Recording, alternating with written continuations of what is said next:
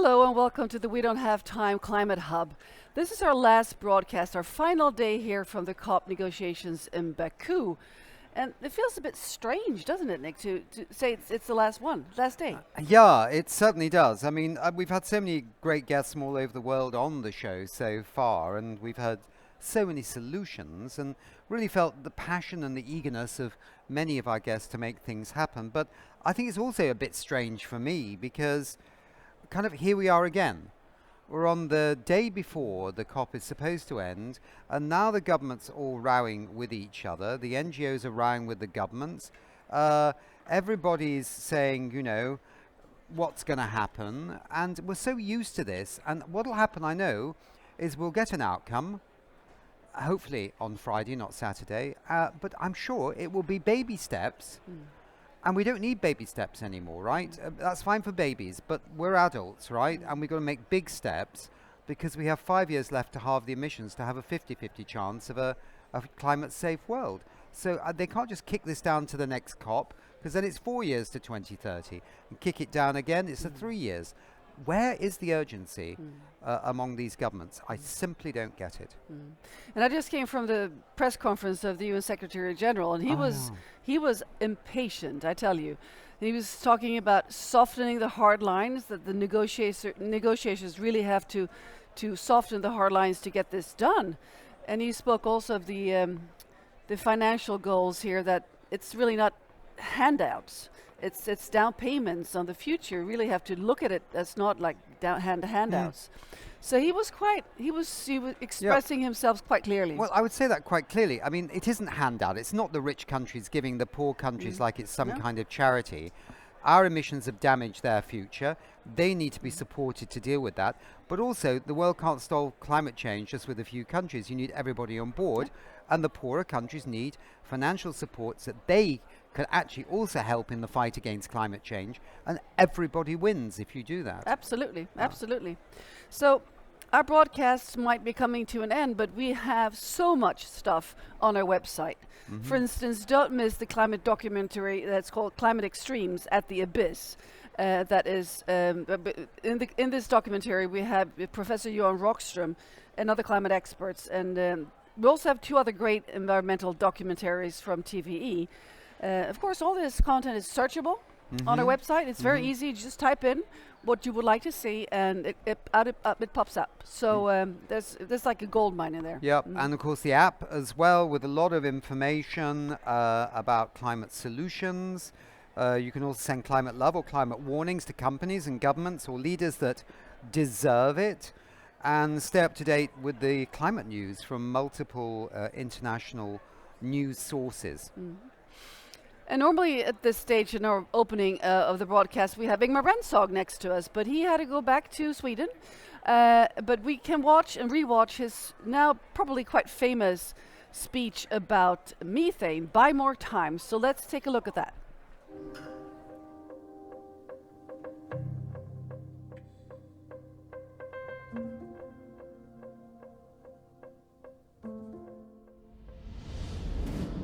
This is the climate crisis today. We're kind of leaning backwards. And the more emission we put up there, the more we're leaning it. But we can still do this, right? The problem, if we pass 1.5 degree, and we're very near, we're kind of there, but if we stay there and we just keep going up, there's a big, big risk of hitting a tipping point. And when we hit a tipping point, this share will be very, very hard to put back up. So this is what we must avoid for the climate. And we have a cure for this. The only thing we need in order to make it is more time. We need to buy more time. And now we feel the resistance from the politicians. But when we're up here, they will not resist the green transition because the green transition are the majority. So the policy will change when the technology changes, but we need more time. So how can we get more time? The problem with carbon dioxide, when we emit it, it will go up. And it will stay up there for up to 1,000 years. Maybe we can kind of try to remove it, but it looks kind of hard to do it, very expensive. Methane is another greenhouse gas. It's a very common greenhouse gas. It's the second biggest contributor to global warming. And there's a big difference between methane and carbon dioxide. When we release this, it comes down again. On average 12 years. It's a big difference between 1,000 years, 12 years. So the solution here is that we need to stop emit methane. And if we do that, we can actually reverse global warming with up to 0.5 degrees. That is the time we need to do everything else, because we still need to stop the carbon dioxide. So this is great news. And where does this methane come from? This is one of the sources. Bananas. Waste, food waste. 20% of methane emission comes from waste. But guess what? When I arrived here this morning, I took the bus, and the bus in Sweden, in Stockholm, are powered with bioenergy. We don't emit hardly any methane from waste. So other countries can do the same. 45% from methane comes from the fossil fuel industry. And this is a lot of emission that is really easy to fix. It's just fix the pipe. Cows are burping 4 times every 5 minutes. Agriculture adds up to 40% of the methane emissions. Many companies working on this, where you have a food additive, and you give that to the cows, and they burp up to 80% less. So what do we need? We need to look at the fridge. All the fridges we had when I was a kid were powered by a dangerous gas. And when that was released up in the air, it was destroying the ozone layer. If we hadn't fixed it, we will not be able to walk outside today and show naked skin. But we're not doing that, because the industry, the manufacturers of the fridges, the chemical companies, and bold world leaders met in Montreal, where they decided to ban freons, phase it out, put the funding behind it, and today we have perfectly fresh food and we don't use freon anymore. Isn't it great? It saved humanity once, so we can do it twice. And there is one more thing. This year, in Mars, there was a new satellite launched that is called the Methane satellite. And it will measure open data where we have emission from methane, leakage, and we will know exactly where we need to fix the problem. We don't have that for any other climate gases, but we have it for methane.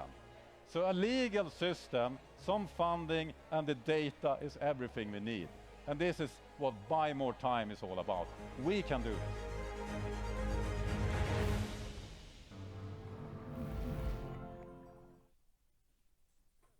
Welcome back to the studios here in Baku in Azerbaijan on the Caspian Sea. We've come to our final episode of certainly this period during COP29 of our Buy More Time show, our daily methane show about methane, and also we've covered some of the other super pollutants, and it's been wonderful to do it in collaboration with the United Nations Environment Programme hosted Climate and Clean Air Coalition Secretariat. We were going to be joined today first by Catherine Stewart, who is the Ambassador for Climate Change for the Government of Canada, but unfortunately she's hit a new world record with We Don't Have Time. She not only cancelled once, she's cancelled twice. So that's really incredible. It's good to see developments in this area of widespread cancelling. She is actually stuck in the plenary, and sends her deep and sincere apologies to you, the viewer, to me and to our next two guests. They are, first up, and we're going to slightly shorten this 30-minute show to understand that we've got two guests now rather than three. So first up is Martina Otto, and she's, as I mentioned, with the Climate and Clean Air Coalition Secretariat, the head of that. And we're also going to be followed shortly afterwards by Sir David King, the former UK Chief Scientist and Chair of the Climate Crisis Advisory Group. But let me come to you first, Martina. This COP and also, I suppose, the last COP as well, if you put them together, have been something like an unbelievable unleashing of momentum on the question of methane and basically cutting methane, backed up by good new science, lots of work by the International Energy Agency as well, backed up by the work you're doing in terms of assisting countries, particularly developing countries, get on this journey quickly to reduce their emissions of methane. And then, of course, you know, ClimateSat, this new satellite, which everyone's raving about, that can actually in real time spot leaks of methane, I think down to 25 square meters, something like that. It's very, very good at its accuracy. That is kind of proving that no one can hide anymore, and the real quantities of methane coming to the atmosphere are actually being seen and glimpsed for the first time, which is kind of a bit of a headache on one level, but it does mean we have a baseline now, and everybody knows that if they act, we can see them acting from space. But tell me, Martina, briefly, I hope you're excited about what's been going on, and any announcements that you felt were really super during this COP29 as it relates to methane. Don't worry about the rest of it. It's really a mess. But as it relates to methane, maybe there were some highlights. Fantastic. Hi, Nick, and thanks for this introduction. Pleasure to be with you in this last session on methane from this COP. Certainly not the last overall. I'm pretty sure we'll hear more. And indeed, putting the negotiations aside, all the events that took place on methane, they were a sign of hope. They were an area of hope. There was a lot of positive energy in the room. We have seen that a real community has built. There's a movement that's out there, and you put it very well. The satellites help us to make the invisible visible and keep us on our toes. At the same time, science has told us not only that this is a must-do action, and Ingmar's little video showed it very clearly, it's the emergency brake on this climate emergency that can give us these fractions of degrees that we need to help avoid hitting those tipping points. But it's really a can-do area. There's a lot of solutions that are out there, and people have really bought into this narrative and are looking at taking them on. In terms of announcements, finance, last year we had this big announcement of 1 billion with the finance sprint that was led by the US. This time it was much more organic, things coming together with about 500 million from philanthropies, the EU adding 100 million in grant funding, getting the IEB and the EBRD development banks on board with this, the World Bank and IFAD, again, multilateral development banking side, are rolling out programs, so really to provide concrete help. We see bilateral support coming in, so there's some movement, but definitely we need more dollars at the moment. It's sort of about 2% of climate finance going into the methane space. On regulation, we saw quite a bit as well, if I may, with the US putting in fines on those who actually don't address the methane leaks, for example. The EU taking it from a trade angle and having a deal between producers and buyers.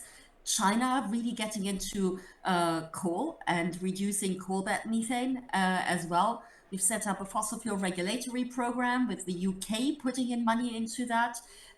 We have seen Brazil with an announcement on putting short-lived climate pollutants into the next round of the NDCs, and the same goes actually for the UK and UAE.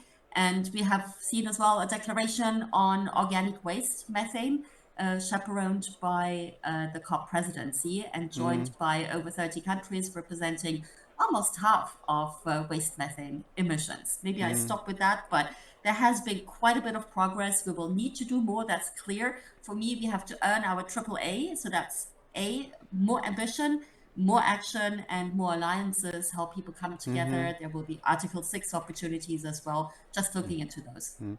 I would just say, coming back on that, that I was actually having a look around this morning at kind of other announcements, and there's lots of kind of interesting small announcements. So, I mean, Greenpeace has come behind it through the lens of livestock. So Greenpeace was saying, if only we could reduce, emissions from livestock, we could maybe shave 0.1 degrees centigrade off the current warming. And then I saw investors with $2 trillion under asset in the USA, urging that the individual states of the Union in America follow the new federal regulations on methane that have been adopted. And there's a lot of small announcements like those. And of course, again, recalling what Ed Miliband said, the British minister responsible for climate change, saying that, methane is a sprint and carbon dioxide is a marathon. So it seems that now the nuance is coming in that we have different time scales with these pollutants, and maybe we can work with that rather than against it to, buy us more time, or at least get on track better for the real emission cuts that are needed. But let's just leave it here. Let's bring in Sir David, who's coming in from the UK. And Sir David, it's a great pleasure to see you. And our guests are from all around the world. But they may not know the current organisation you're with right now fully. But I think many people know you as a top scientist and a very senior scientist in the world. What are your thoughts about? Is this a good idea to attack the short-lived superheating methane as at least a way of getting ourselves a bit further down the road than where we are right now, knowing fully that we can't abdicate our responsibilities to decarbonizing the global economy, because that's really the ultimate prize of the Paris Agreement, but that maybe methane has some opportunities for us? Sir David, I think you might be muted, sir. I am indeed muted. So thank you very much, Nick. I'm delighted to be here with you. I'm going to say, yes, we need to be doing all of the above and much more. So let me explain this by using numbers. I am a scientist, so you'll have to excuse me. The pre-industrial level of methane, of overall greenhouse gases in the atmosphere was 275, 280 parts per million. And that's how we evolved into that level of greenhouse gases in the atmosphere. The temperatures, the weather patterns that we live by, we have become adapted to as well. Today, the total level of greenhouse gases, including methane and NOx, is over 500 parts per million. Yes, 427 is the carbon dioxide level. The rest is basically methane. Methane per molecule is about 120 times more effective as a greenhouse gas than carbon dioxide per molecule. And what that means is that methane levels are seemingly low. So 427 parts per million of carbon dioxide, but compare that with methane, and we're talking about a few parts per million.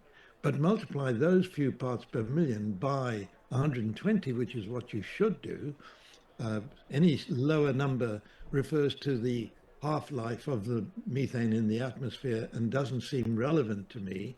Then you're way over 500. So what I'm actually saying is we have no future unless we can manage to reduce both the methane levels in the atmosphere, but I'm also saying reduce the carbon dioxide levels. We've already gone too far. So let's focus on methane, which is what you asked me to do. Methane half-life, I'm using the right expression there, is 12 years. In other words, if I have a level of, let's say, 20 and whatever units at time zero, if I've cut methane production down to zero, in 12 years' time, I will be half that level. And in 12 years after that, half of that level. And so we mustn't think that it just all disappears over 12 years. Right. So the next thing is to focus on, could we remove methane? Well, it's only a couple of parts per million. And it would be, in my view, I know there are people working on this, but in my view, that's not the way forward. The right way forward is what's being discussed, and your organization has got this exactly right. We have to stop producing methane into the atmosphere. That's the most important thing we can do because of this relatively short half-life. If we could stop the methane production from the fossil fuel industry, and that has to be the major objective, that 35% of the total level of methane is critical, that is the pathway we've got to focus on. Now we come to agriculture. Another 40% of methane comes from agriculture, much more complicated. Rice, for example, is a big source of methane, and we're not going to stop producing rice. It's such a key part of how humanity survives. We know that as we move forward in time, we should have much less dependence on livestock, farm livestock, particularly cattle, beef cattle and milk cattle. We need to see if we can limit that. Unfortunately, and this is not an unfortunate fact, the level of well-being in the world is increasing extremely rapidly. What we know is that in China, because of their rapid growth in their economy and their spreading wealth across the people, about 800 to 850 million people were taken out of poverty just in China between 2000 and 2020. And guess what?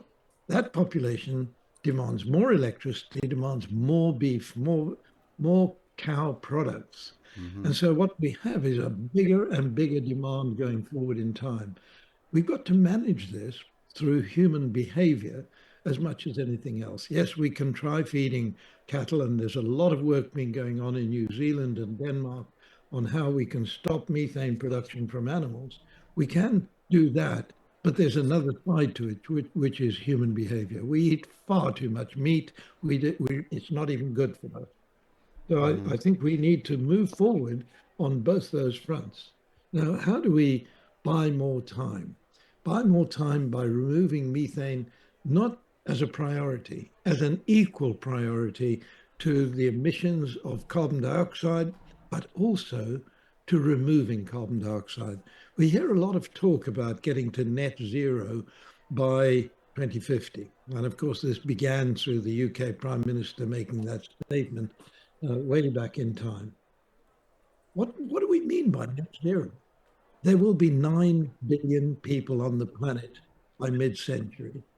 Let's suppose we could get that down to 1 ton per person per annum of levels of carbon dioxide that we cannot avoid emitting. And that's probably possible. That means we have to capture 9 billion tons of carbon dioxide a year by 2050. We have to focus on delivering that as well as all the other issues. And let me also say, we are at a level of carbon dioxide. If all of the methane levels were to drop tomorrow to zero, we still have a problem. And if all of the carbon dioxide emission levels were to drop to zero tomorrow, we still have a problem. So I come to the tipping points that were mentioned in the opening speech. I'm afraid the Arctic Circle is either very close to tipping or is already tipping. Greenland is now losing ice at the rate of 30 million tons an hour. That's billions of tons a year, all going into the ocean, all pushing up sea levels. And the Arctic warming is 3 times the level of the average of the planet. So what we're looking at is a crisis that is with us today. Your name, We Don't Have Time, is extremely appropriate. So I leave you with that. I think we have an enormous challenge ahead of us, but we know what we need to do, and we need to get on and do it. Thanks very much indeed, Sir David. So what you would say is that you think these efforts being made by the UN in the guise of Martina, but the nations as well and the private sector on the methane is a very worthwhile thing to do right now, but it's only going to give us a little bit of a breathing space in the short term if we don't deal with CO2 and if we don't plan to actually remove CO2 going forward into the future, then we're going to be in a very tricky spot. So, I mean, you brought an extra element in, which is actually removing CO2. CO2 removals. Yeah, okay. That's fair enough. And you're a top scientist, and I bow to your knowledge. So thank you, Sir David. Martina, I think we're going to be wrapping up in a minute here, but thank you very much indeed for being with us.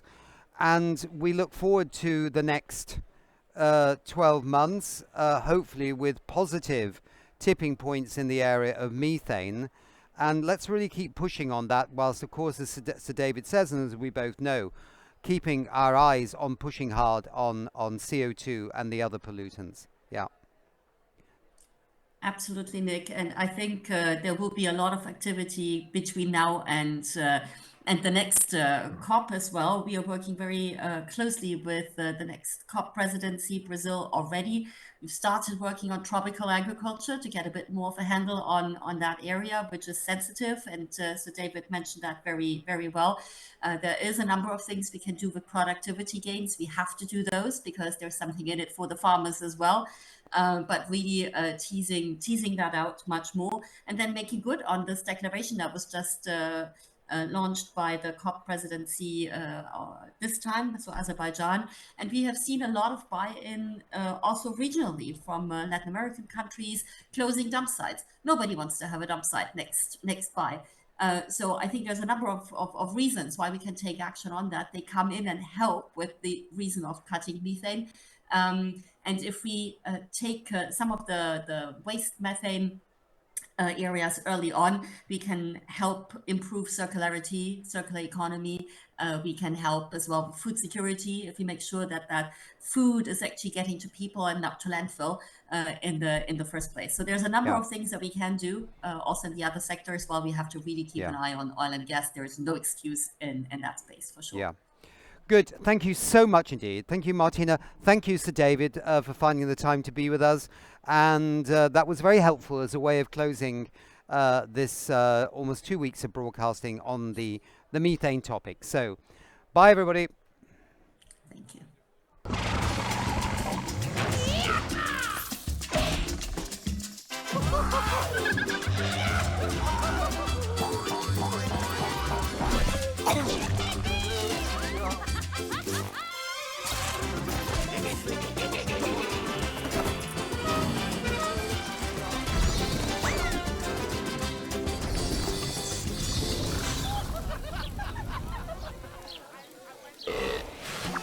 Yeah, I'm not sure what we are. I thought it was getting serious, but then he posted this story like 5 minutes ago. Weird. That's so toxic. Like, who is she? Is she one of his friends? He's never mentioned her. Who is she? I don't feel so good.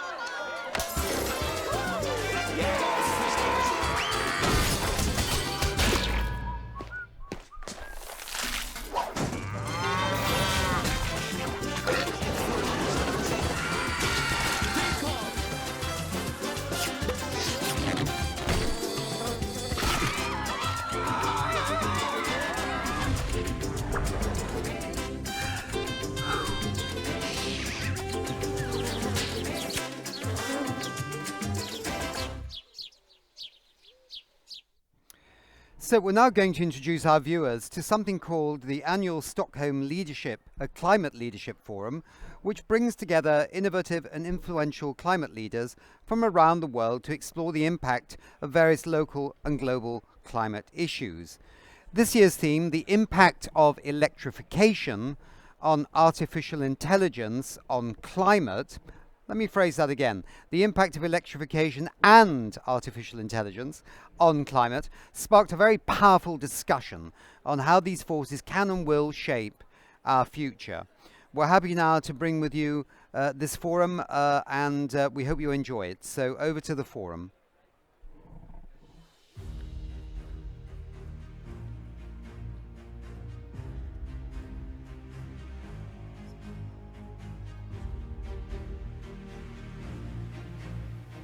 Our forum blends creativity, entrepreneurship, social and environmental impact. I'm going to speak briefly right now about the promise and peril of AI and electrification. We have to adjust to this new reality, of course. Very strong instrument to reduce the fuel consumption of all vessels that operate all over the world.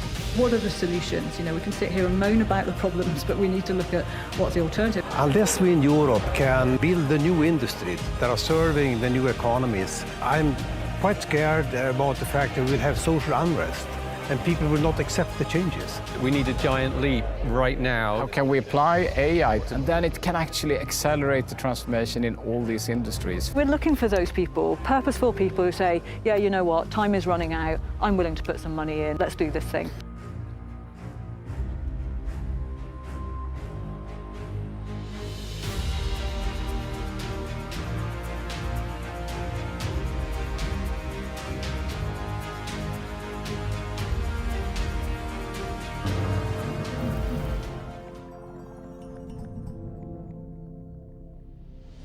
This year's center theme is AI and electrification. So you are not only be here today as participants, so you are participating in our conversation as well, so which you will play a vital role for our discussion. So I'm going to speak briefly right now about what I like to think of as the promise and peril of AI and electrification.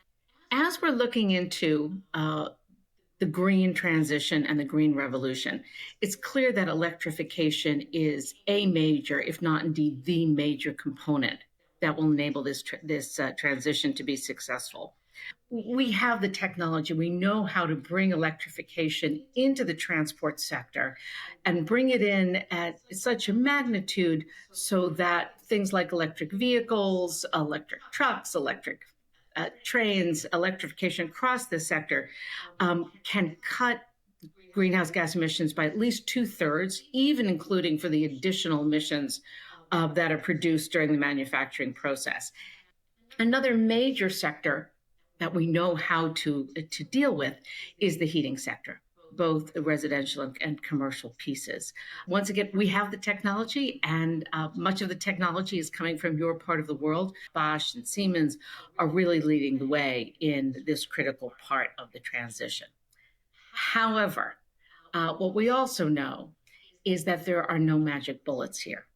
And the process of electrification is very expensive. The estimates are all over the map, but one of the numbers you hear spoken of is that the green transition and in particular the electrification piece of the transition is going to cost upwards of $3 trillion a year, every year until 2050 to get us to net zero. So this is a very expensive transition process to go through. It's also, and I think this is the point that isn't raised often enough, it's just that involves a massive amount of scale. We are talking about transforming an industrial infrastructure that literally covers the globe. And sadly, the existing transmission infrastructure is not going to be the same one we'll need to build a green transmission infrastructure upon. So again, just another fascinating number here is that if you imagine rebuilding the electrical grid across the world, we're talking about a grid of 152 million kilometers, which is the distance between the Earth and the sun. So we're just talking about an industrial project whose scope we haven't seen truly in decades. And then finally, and this is where AI starts to become so relevant, the transition is just incredibly complicated.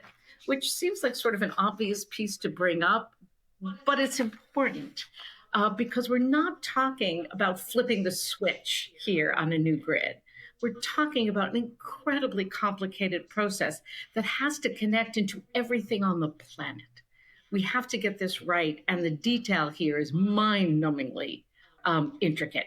And this is where, of course, artificial intelligence can potentially be the game changer.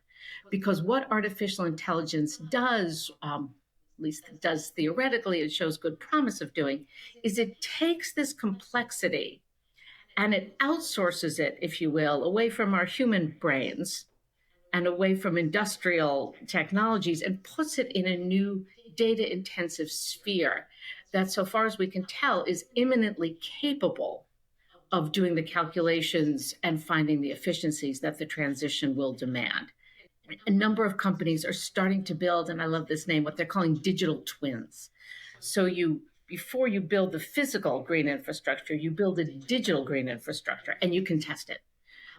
You can also use similar technologies to constantly monitor and micro tweak electrical grids, electrical infrastructures, so that you can squeeze out every little bit of efficiency so that I'm sure as I'm speaking, my house is consuming way more electricity than I actually need. How could I get exactly the right amount of electricity into my house so that I can just run my computer and I don't need to worry about the coffee pot until it's time for coffee? A tiny little example, but you multiply that by billions of people around the world, and our existing systems can't do this, but artificially intelligent systems almost certainly can. We're also starting to see, and this is where at places like Harvard Business School, I think we get most excited, really interesting entrepreneurial companies figuring out new technologies and crucially new ways of discovering efficiencies using artificially intelligent means. Again, just a few examples. There's a company named Renew that is crunching weather data, good old-fashioned weather data. But again, if we know exactly when a storm of particular magnitude is going to hit, what has to happen with the dams, what has to happen with the power grid, AI can figure this out, humans can't. And one of my favorite companies at the moment is a really interesting company called Cobalt, which is combining geological data with machine learning. We know we're going to need new minerals, things like cobalt and copper and lithium and iron. Those minerals take forever to find. Cobalt used AI with existing geological data. They discovered a massive deposit of copper in Zambia in 4 months, cutting years and years and years after the development process. They will have enough copper to power 100 million average electric vehicle batteries. So another example of using AI to power this transition in innovative ways. However, and this is really the irony here, it feels sort of mythical in the scope of its irony, is that all of these AI systems, of course, are massively large consumers of electricity. So we have this sort of perverse mathematical equation. In order to get the efficiencies we need to power the green transition, we need to invest in AI, which sucks up more power. So we have to fix that equation to get the promise of AI without falling prey to the peril. A single ChatGPT search takes up more than 10 times the power of a Google search. So we have to build the AI centers, we have to get this new data, but we have to figure out how to do AI in a more environmentally economic way. First of all, we need new sources of energy. We cannot power AI with coal. That will just wind us up in a worse situation than we began with. We're also going to need new efficiencies. We have to figure out how to build the chips more efficiently, how to build the data centers more efficiently. We have to, and this is where I think the world will look to places like Sweden. This is engineering at its best. How do we build plants more efficiently? And crucially, we're going to need what I like to think of as new genius. This is a moment for genius. This is a moment for inspiration. We need scientific genius. We also need industrial genius. We need to figure out how to build plants differently, how to rethink manufacturing. We're also going to need what I like to think of as political genius. Firms are going to need to be operating in a politically conducive environment. They're going to need certain protections. They're going to need certain regulations. You're going to need business and government collaborating, not necessarily in an always harmonious way, but figuring out how each part of society can help drive this transition to the best place. And finally, we're going to need entrepreneurial genius. We're going to need companies like Northvolt, like Cobalt. They won't all succeed, but figuring out how you build new business models, because many of our existing models, particularly our financing models, are not going to be sufficient to get us through this transition because it's expensive, it's risky, it's uncertain. Let me end on a historical note. In Sweden, and I say this carefully because there's people in the room, I'm sure, who know this history much better than I do, but as I understand it, the Swedish government did a quite brilliant job in a relatively short period of time between 1915 and 1921 in providing an electrical grid, first to the south and central portions of the country, but expanding by the 1930s and 40s to the whole of the country. And as a result of this electrification, Swedish population became not only richer, but more equal. Electrification brought access to industry, it brought industrial jobs, and it was a major driver for what became the incredibly powerful Swedish model of socioeconomic equality, or something close to equality. So let me conclude by at least offering the toast that I wish I could offer in person, which is to a good, green, healthy, clean future where the geniuses of the next generation figure out how to harness the power of AI, how to harness the power of entrepreneurial genius, how to harness the power of the state to enable this new power, this new steam of the 21st century to lead the way towards the green transition that your country and the world and all of us so desperately need. Thank you for your time, and I hope to see you in person before too long.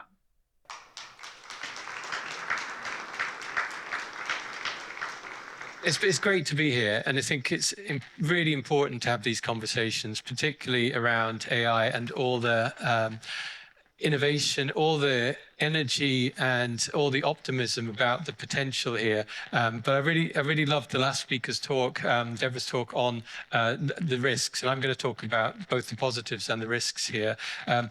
So will AI help solve or worsen the climate crisis? So my two-word summary of this, the too long didn't read version of this, is no clue. Ingen aning, my favorite Swedish phrase. It's we don't know. It has huge potential one way, and it has huge potential, and it has huge risks the other way. AI is accelerating. It's exponential. It could even be a super exponential pace. You know, if something's accelerating, if you're in a car and it's accelerating, you're going to hope there's like a sort of brake pedal there. That makes you feel more comfortable as the car is accelerating. And you might hope as well that there's like a steering wheel so that you're actually accelerating in the direction you want to go. With AI, we've barely got any kind of braking mechanisms at the moment, and we don't have a steering mechanism in any way. And you know, okay, do we all need to agree on which direction we're going, you know, as a global society in all areas? Like, possibly not. We're never going to agree on everything. That's okay. But we can all agree that we don't want to drive off the cliff. And I think this is the risk with AI when it comes to climate, that risk of driving us off the cliff. Today, I want to introduce the concept of Earth alignment. To Earth alignment, aligning AI with the goal of stabilizing the planet, our life support system, the biosphere. It's clear nations have not grasped how close we are to tipping points. We're walking through a minefield when it comes to tipping points. It's still possible for the global economy to halve emissions within the next 5 or 6 years. Technically, it's feasible. Economically, it's feasible. We're just lacking the political will now to do it. AI offers immense opportunities to help stabilize Earth, but it also brings unprecedented risks related to speed, to scale, to control. So the Earth alignment, that's we're offering a framework to guide AI's development to help manage these risks.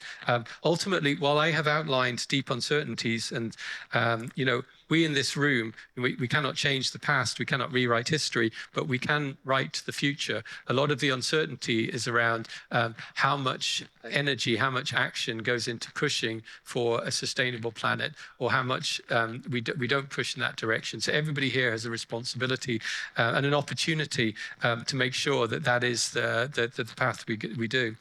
So we can do everything in our power to ensure AI has an impact, a disruptive impact, and this impact is a fair and just, and that it is Earth aligned. Thank you.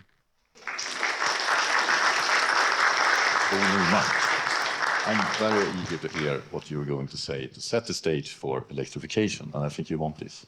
Europe is about to lose another big industry, the battery industry. And what is worse, if we lose the battery industry, we might lose the automotive industry. In 6 months, we actually gathered over 200 companies and developed a pan-European battery strategy. One was, of course, that we highlighted that we have also to get our hands on the battery materials. We cannot just look at battery cell production.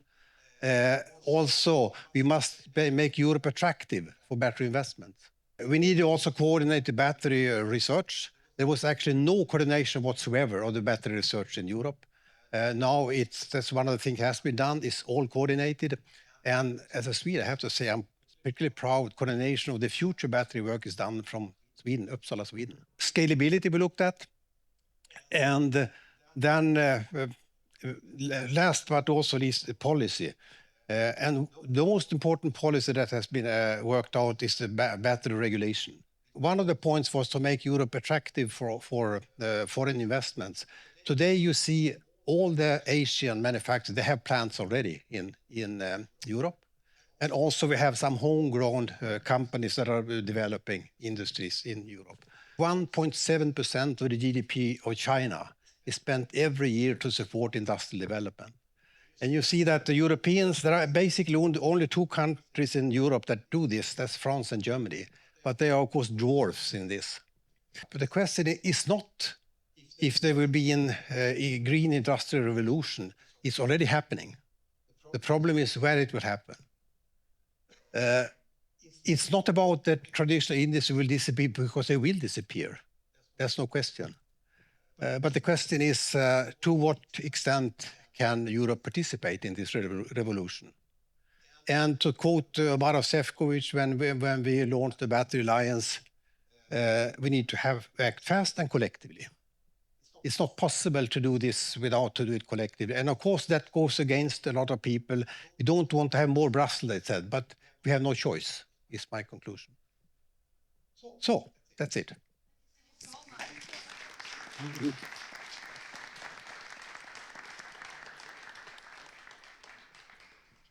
Thank you so much, Bo. That was very interesting. I am Director General of the National Board of Trade, and that is the Swedish government's agency for international trade, EU internal market and trade policy. And we still have a normative instruction. We are there to promote the 4 freedoms on the EU internal market and free trade globally. And we heard before about the challenges that countries like Zambia and other African countries face. And from that point of view, I think even if the EU has to adjust to a new reality, we also at the same time have to continue to make sure that we support and stand by the global trading rules. One of the most important instruments for making the climate green transition and combating climate change is the well-functioning of the global trading system. It was mentioned that transport stands for 1/3 of the carbon CO2 emissions. So that has to change.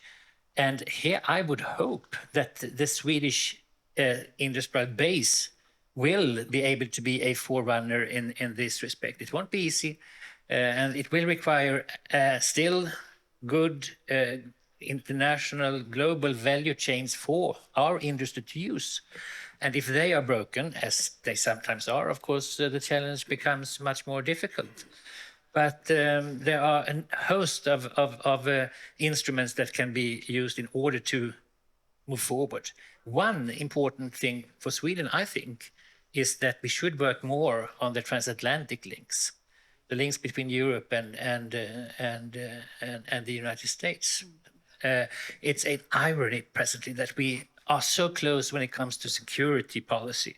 Our experts sit and share the most secretive things in order to prepare for security situations. We are NATO members nowadays. When it comes to trade, we are still competing. IRA has been mentioned.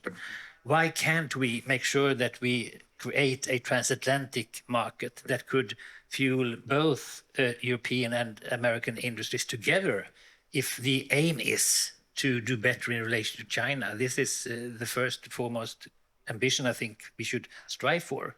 I think that the major lack in present days transatlantic security architecture is the lack of a joint market. So my question is, what do you think is more essential for electrification and sustainable energy future? Is it investment to maintain and expand existing national grid infrastructure, or is it investment in microgrid connectivity, technology, innovations and systems? I believe, we need to rethink, probably not, kind of just reform. I think we need quite radical transformation of our systems if we want to radically reduce our dependency on fossil fuels, if we want to achieve rapid acceleration of electrification. So I'd like in the time just to talk about kind of three things really, which is the limitations of the existing infrastructure that we have, what are the solutions and the alternatives and the opportunities, and then look briefly at the challenges and considerations around those opportunities. So I guess, first of all, is the existing legacy systems that we have, which is largely national grids in developed economies, helping us or holding us back in terms of that electrification? We're trying to shoehorn new energy into what has been, an old system. And in order to integrate all of the coming renewable energies that we have, we would need to significantly upgrade and expand our national grid systems. Right now, worldwide, there are 3,000 gigawatts of ready-to-operate renewable energy projects just sitting idle in queues, not connected. So, we've got really a situation where potentially the national grids that we are working with now are the weak link in our energy transition and electrification scale-up. So what are the solutions? I think if we look particularly at microgrids, they are transformative in nature. It will completely change the landscape of how energy is generated and stored and transmitted, whether it's through creating independent islands of, and I don't mean geographical islands, but community islands of electricity, or whether we then use, again, kind of AI and smart technologies to link up a network of microgrids that then create, much more reliability and resistance. So my question to you, what is driven the electrification of the maritime market? What is the driver? The technology is the enabler to electrify the maritime market. And the maritime market today is a global market where you can find cheap solutions all over the world, both from procurement perspective, building new ships, etc., but also where to find cheap fuels. And in the end, it's all about cost, both from the operational perspective for the vessels, but also for us as an end consumer. We don't want to pay that much of buying cheap electronics from China and let it get shipped to Sweden. So that is the most facing problem that we see today. But we also have initiatives from EU that is very important, and this is the Fit for 55 program that is going into all transport sectors in EU. But in this case, for the maritime world, they are stating that all ships that is going to or from EU will be a part of this, which is a very strong instrument to reduce the fuel consumption of all vessels that operate all over the world. to me, I'm just a bureaucrat. I'm not an entrepreneur.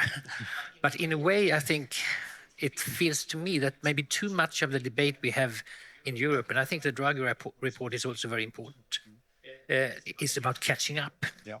But the real question for us and for you as entrepreneurs is to leap ahead from where we are and make sure that we try to have a situation in which Europe actually is not only there to catch up, but also to move forward. I'm going to set the stage a little bit by telling you how we don't have time or utilizing AI already.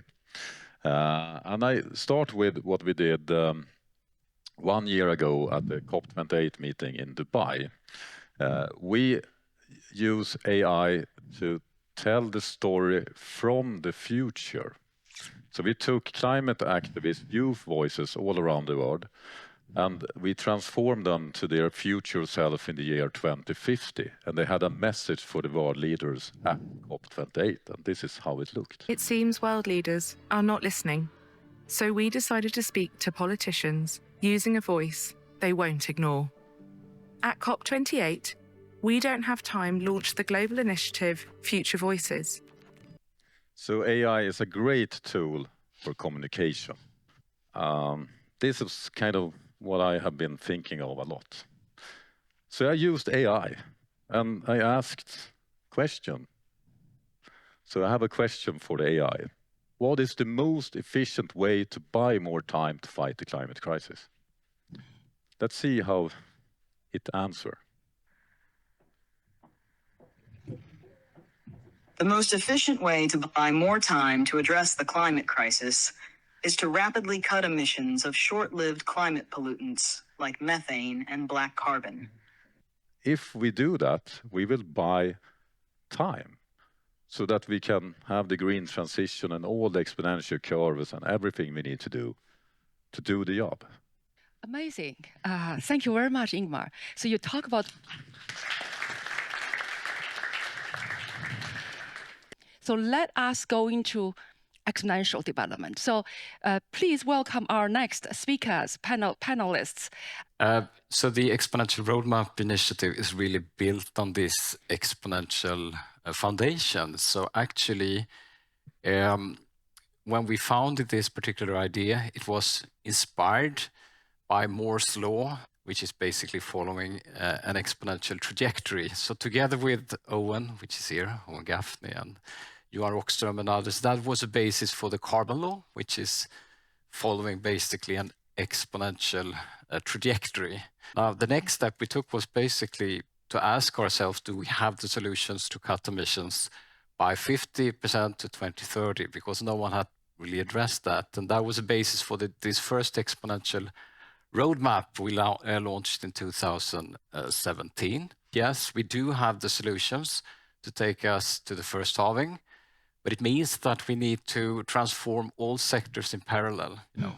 It's really about bending the curve next, and there is an opportunity to radically accelerate. And of course, AI can be used to accelerate all these solutions dramatically. We're talking about 3 to 5x on all these solutions that we have to accelerate them. So there is where I see the potential of AI, of course.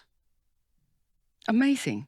So what do you consider most important to scale climate solutions exponentially and basically push the curves to the left? But we actually go much faster. What is most important? So the European Investment Bank, it is a policy enabler bank, if I can explain it like that. So we have 8 priorities, and our key priority is climate. Over 50% of all of our investments has to lead to the green transition. Another priority is digitalization and innovation. So in the last 5 years, we have been investing in AI, some 2.9 billion euros. In the future, will AI products come with an energy level display, like we have for white goods when we buy white goods? And a quick reflection from the other panelists around this labeling energy use for AI. I really like the idea, and I was wondering why your colleagues were skeptical towards it. Did you? Yeah, no, I think Right. they were thinking more like KPIs or maybe, but not that type of labeling because it's so easy for white goods, but maybe not for AI. Well, you could have, if you prompt ChatGPT, for example, you could have an indication that just says, this much. I will feed that back. The energy intensity of AI systems is really a challenge for climate. And we saw, like Deborah mentioned this morning as well, that, you have these data centers that consume more energy than, the entire household population in Ireland or an entire state in the US. So that is a challenge, but it's also like that's what the data centers consume. So the AIs, yes, but what AI is it used for? And some of this is for good causes and some, or good, or perhaps even energy preserving causes. And some of it might be for, asking ChatGPT what you're having for dinner, for example, might not be an excellent trade-off. So we have a short message from Matt Lita, author of the LEAP Guide. I have to say, I feel quite optimistic, more than in a long time at least. I've deeply cared for solving climate for many years now, as an early investor in We Don't Have Time, as a founder of Future Horizon, among others, and so on. And at FutureWorks, as someone who drives next-gen digital transformation with AI for US Fortune 500 companies and beyond. I've realized there is a gigantic opportunity for a leap with AI, which we implement every day. But as you probably realized by trying already, it won't happen without real culture change. The real blocker to solving climate adaptation, embracing AI, is really changing the minds and hearts of our middle managers at the companies we lead. So I researched the subject, then ended up writing a book. I released it a couple of weeks ago, and it became a bestseller. I want to say thank you for your time. I sent some of the books for the speakers at the event, and I would be happy to send more to anyone who requests one. Maybe there is a way you could reach out, and I'm happy to share. And the book is rated 5 stars on Amazon now, so I hope you enjoy it too. I wish I was there with you, but I hope my short video adds value. And thank you so much for your time. Thank you so much. So we are here at the Stockholm Climate Leadership Forum, the second edition. Our theme has been AI and electrification. And I have with me one of our great panelists, Bo Normark from EET Energy. You gave a fantastic, insightful keynote that also were very scary about how we in Europe are lagging behind innovation, in climate action, and in many areas. And the numbers didn't look good. No. Can you tell the viewers a little bit what were your main talking points in your message there? Well, for me, it was a wake-up call. I wanted to make a wake-up call to make people aware of that. I mean, we have in Europe, we have a great plan. We set a lot of targets. But what we have forgotten in the target setting is the industrialization that has to come together with the plan. And what I mean by that unless we in Europe can build a new industry that are serving the new economies, I'm quite scared about the fact that we'll have social unrest and people will not accept the changes. Yeah. And they will try to go back. And that is my worry. And that's why I wanted to show that we have examples. I mean, China is doing one thing to support this happening, and a lot of things are happening in China, undoubtedly. US are starting doing things also, and things are starting to happen in US. So Europe, we are in between here. Yeah. And I sense of urgency might have to be there because things are going very fast. And we cannot be dogmatic and say, well, we have to certain rules, we have been successful by trading and so forth. That doesn't help us in this situation. No. I think we need to apply some best practice. I mean, the numbers you showed, it was like US are investing those gigantic numbers, China even more, and Europe were kind of tiny. Yeah. And for the battery sector, we are kind of having a lot of startups.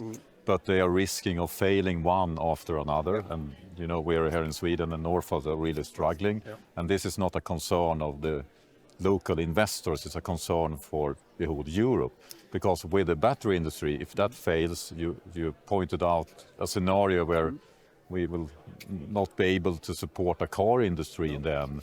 And quite fascinating, where that you mentioned that this big Chinese EV maker, the biggest in the world now, they were once a battery company.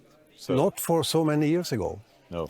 And again, the implication, we can already see that implications are that if our industry start to fail, I mean, people will see the failure is in this stride towards the climate plans. That's the problem is the climate plan. They don't see the problem is that we are not acting on the climate plan to prepare our industry and support our industry to make this transition. When I do speeches for policymakers to get them to act more, speed up, sometimes it's like speaking in a void. Right. You have another message, and that is we need to speed up because of competitiveness. Right. Do you see that message is easier to get, you know, the policymakers on board of do more climate action? Is it a better argument?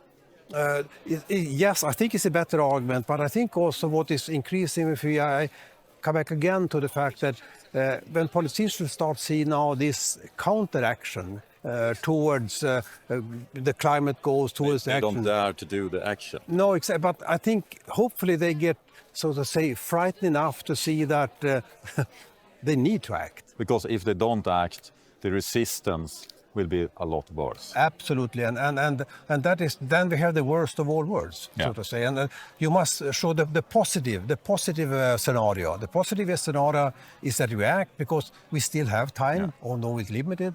And the positive scenario is that Europe comes out at the end as a stronger continent, not a weaker. And are you optimistic or pessimistic about future in general and Europe specific? I'm basically optimistic because I said again, as many other people, I come back to how we were able to pull together during the pandemic. I mean, that was remarkable. We did it in a very short time. We did, fantastic things in Europe. No one would have thought we could do it. So that is for me then the model, and many people have seen the same. Apply the same sense of urgency and we can get things done.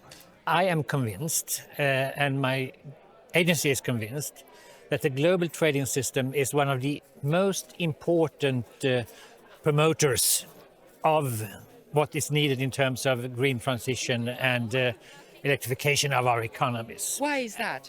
Because we need efficient supply chains. And without that, transition will be too costly and too burdensome. And in that perspective, the fact that the global trading system presently is under severe threat and endangered by the way in which some countries, like the United States and China, handle trade relations is a severe challenge for us who want to make sure that we can spread technology for green transition globally. Wow, this is a very good topic, because when Europe's standing up for smooth international global trading, that will be a big step to promote fair and equal trading. So this question combines your expertise with the current trade priorities, particularly in green trade policy and electrification effort. So with the global push towards electrification, especially in transportation and energy sectors, how do you see these trends influencing the international trade agreement? And what role do you envision Sweden playing in shaping this transformation within EU? I think we will continue to press for robust framework conditions for international trade, and we will ask the Commission to pursue such policies, even if it's difficult. I think there is so much that can be done both in the World Trade Organization, where the EU is still a strong player, in order to promote liberalization of climate-friendly goods and services.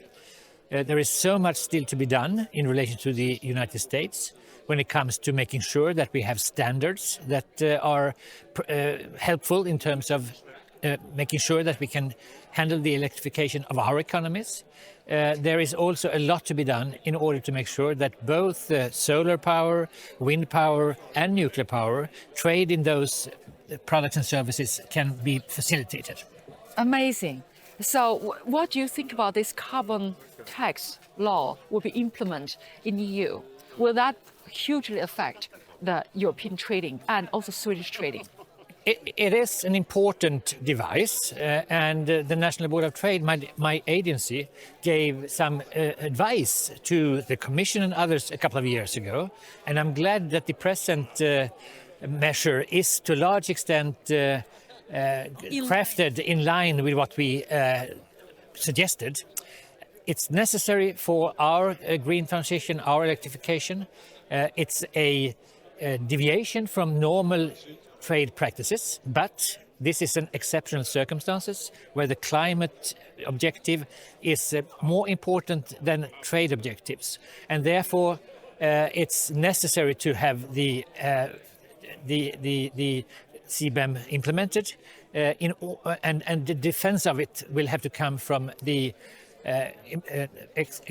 clauses in the World Trade Organization that makes it possible to take action when life and livelihoods are threatened. With AI increasingly influencing supply chain, trade agreement and market analysis, so how do you foresee the National Board of Trade adapting to this technological advancement, and what role can Sweden play in promoting AI-driven innovations within the global trading system? It's also a very good question. Of course, for my agency, we need to be able to use AI to our benefit, evidently. But it's also a key issue in the context of EU rules and global rules. I think there are 4 objectives that have to be achieved. First, we have to make sure that we can handle data flows properly within the EU and between the EU and our trusted partners, not least the United States. Key. We also have to make sure that computer capacity is there for our companies. We have a study that shows that small and medium-sized Swedish companies that use cloud services are more productive than other companies. Yes. Thirdly, we have to make sure that we have a capital market that can finance what is needed in terms of development. And fourthly, we have to make sure that we can get the expertise from abroad in order to take part of the transition that is needed in Europe, and that relates to recognition of diplomas, recognition of exams and what have you.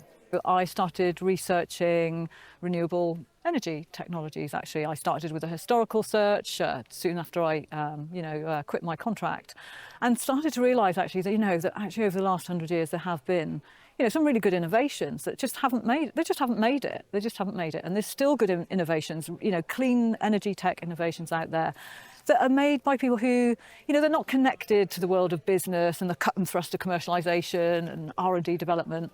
So we thought, actually, we need to create a home for those people, that we understand that they're not the kind of people who are going to, otherwise have contact with big investors or big R&D funding.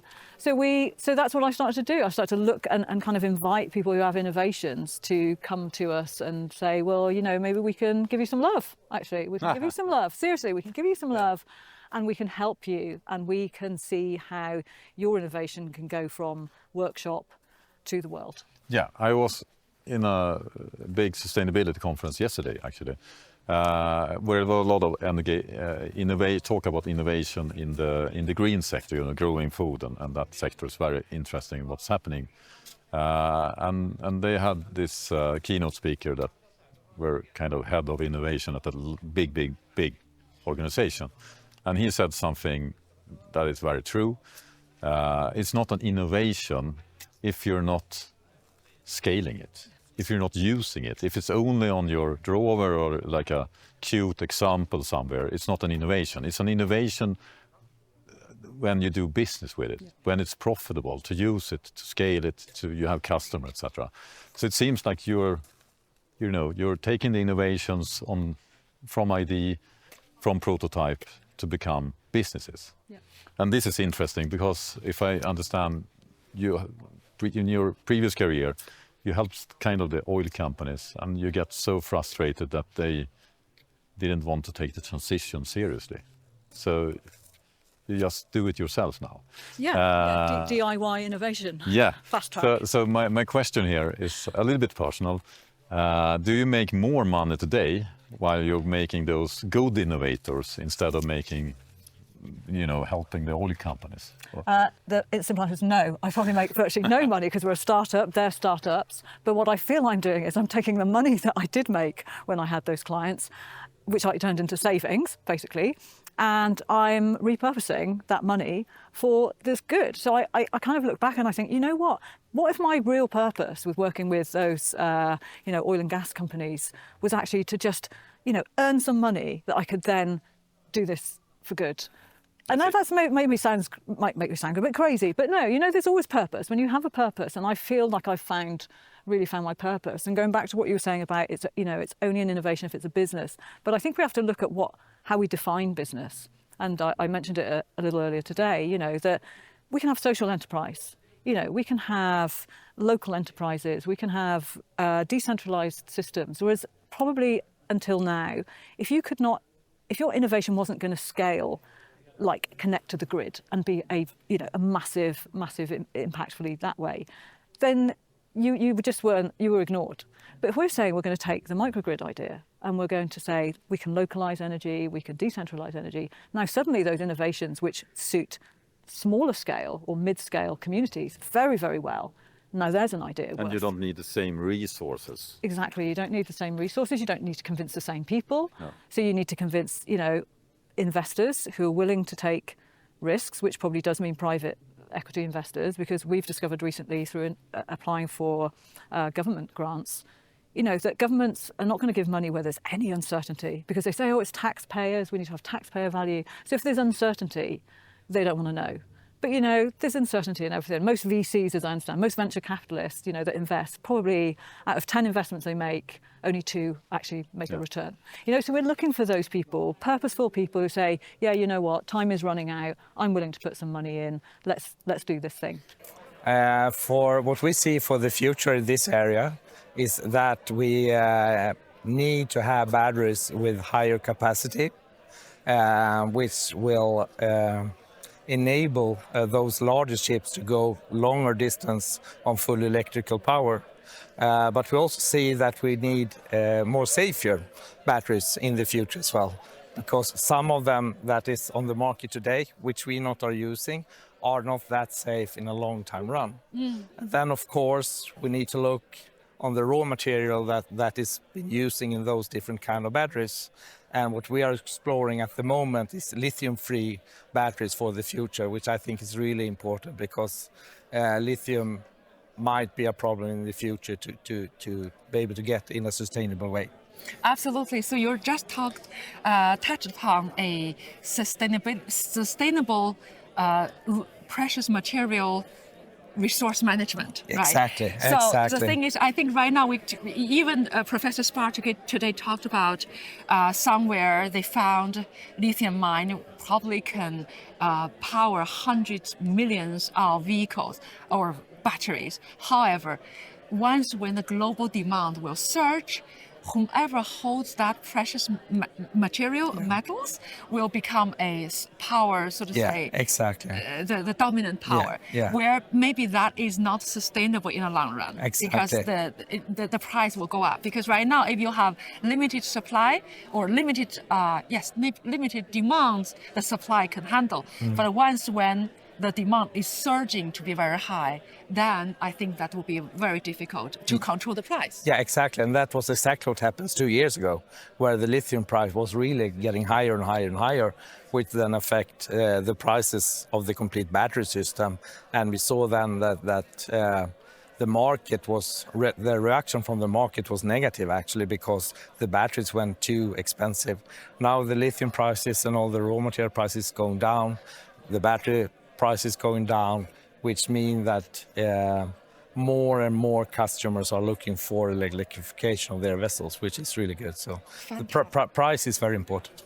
So in cities like Copenhagen, with Incandia's electric ferries Yes. in operation, Yeah. what are the main infrastructure challenges to scaling maritime electrification? Because that is needed. And how do government incentives and subsidies help to address these barriers? Yeah. And what further actions can cities and national government take to accelerate deployment of charging infrastructure to fully electric fleets? It's a very important topic, and what we see today is that both the grid infrastructure need to be evolved in the harbors and in the cities to allow the vessels to be charged, and also the charging infrastructure as well.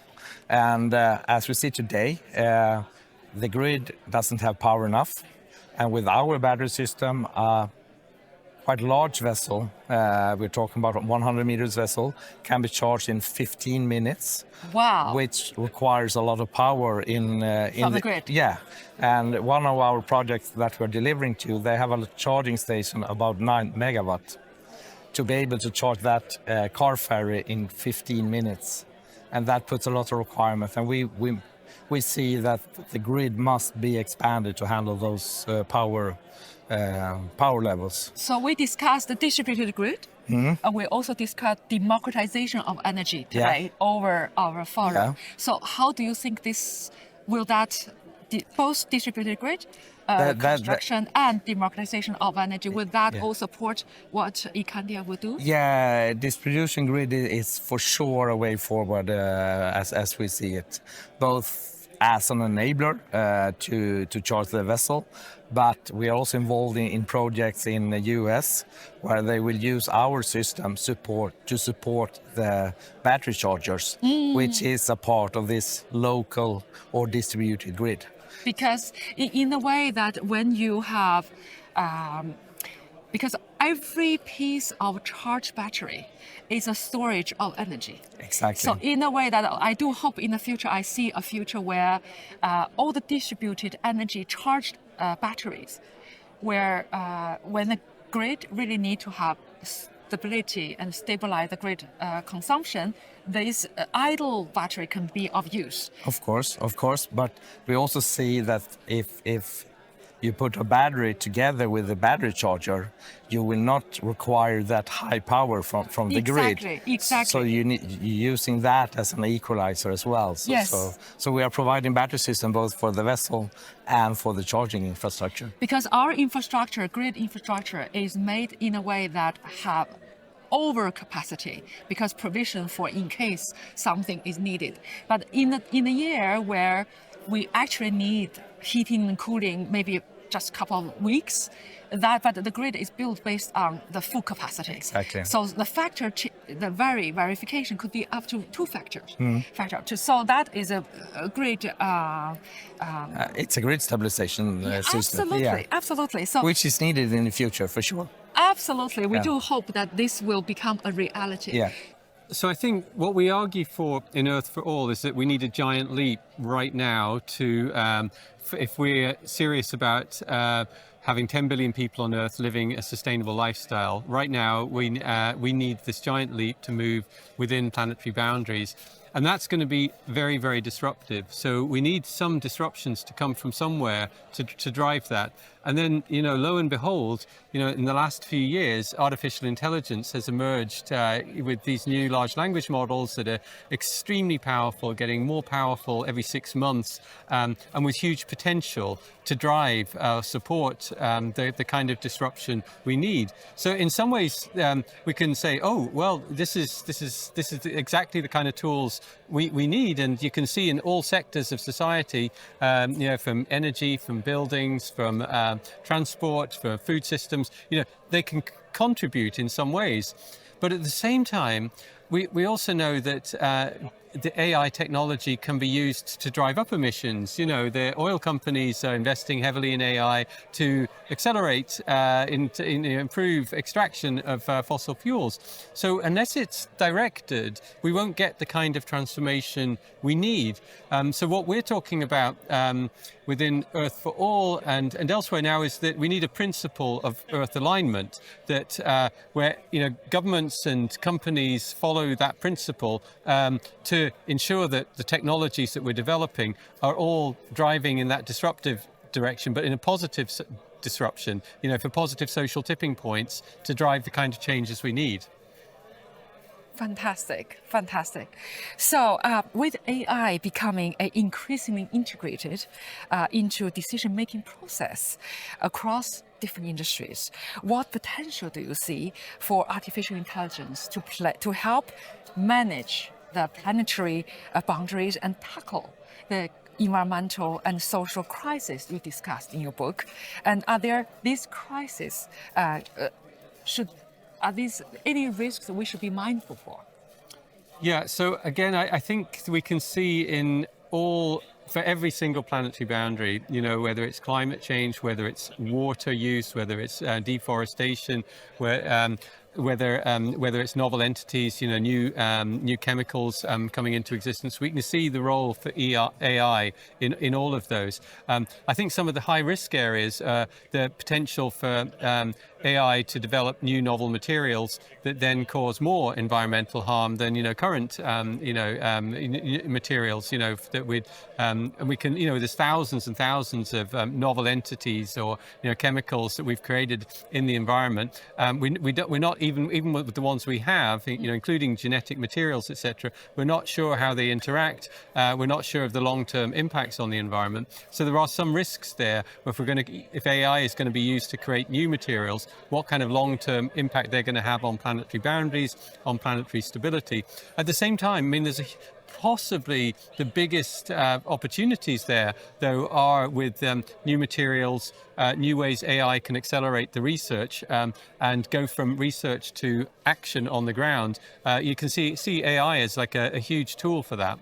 We discussed over the forum about inequality. Mm-hmm. So do you think AI is going to widen the gap or make it be closer? So because we also did discuss of democratization of artificial intelligence, meaning what has been for the precious or to the precious few will be for everyone, because AI, like electricity, like many other things, will become a utility.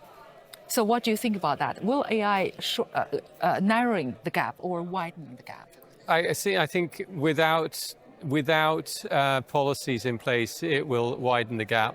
It'll create, a huge gap between the elites and everybody else in wealthy countries, and we're already seeing how it's creating, greater division between the countries and the companies that have the tools and those that are trying to catch up.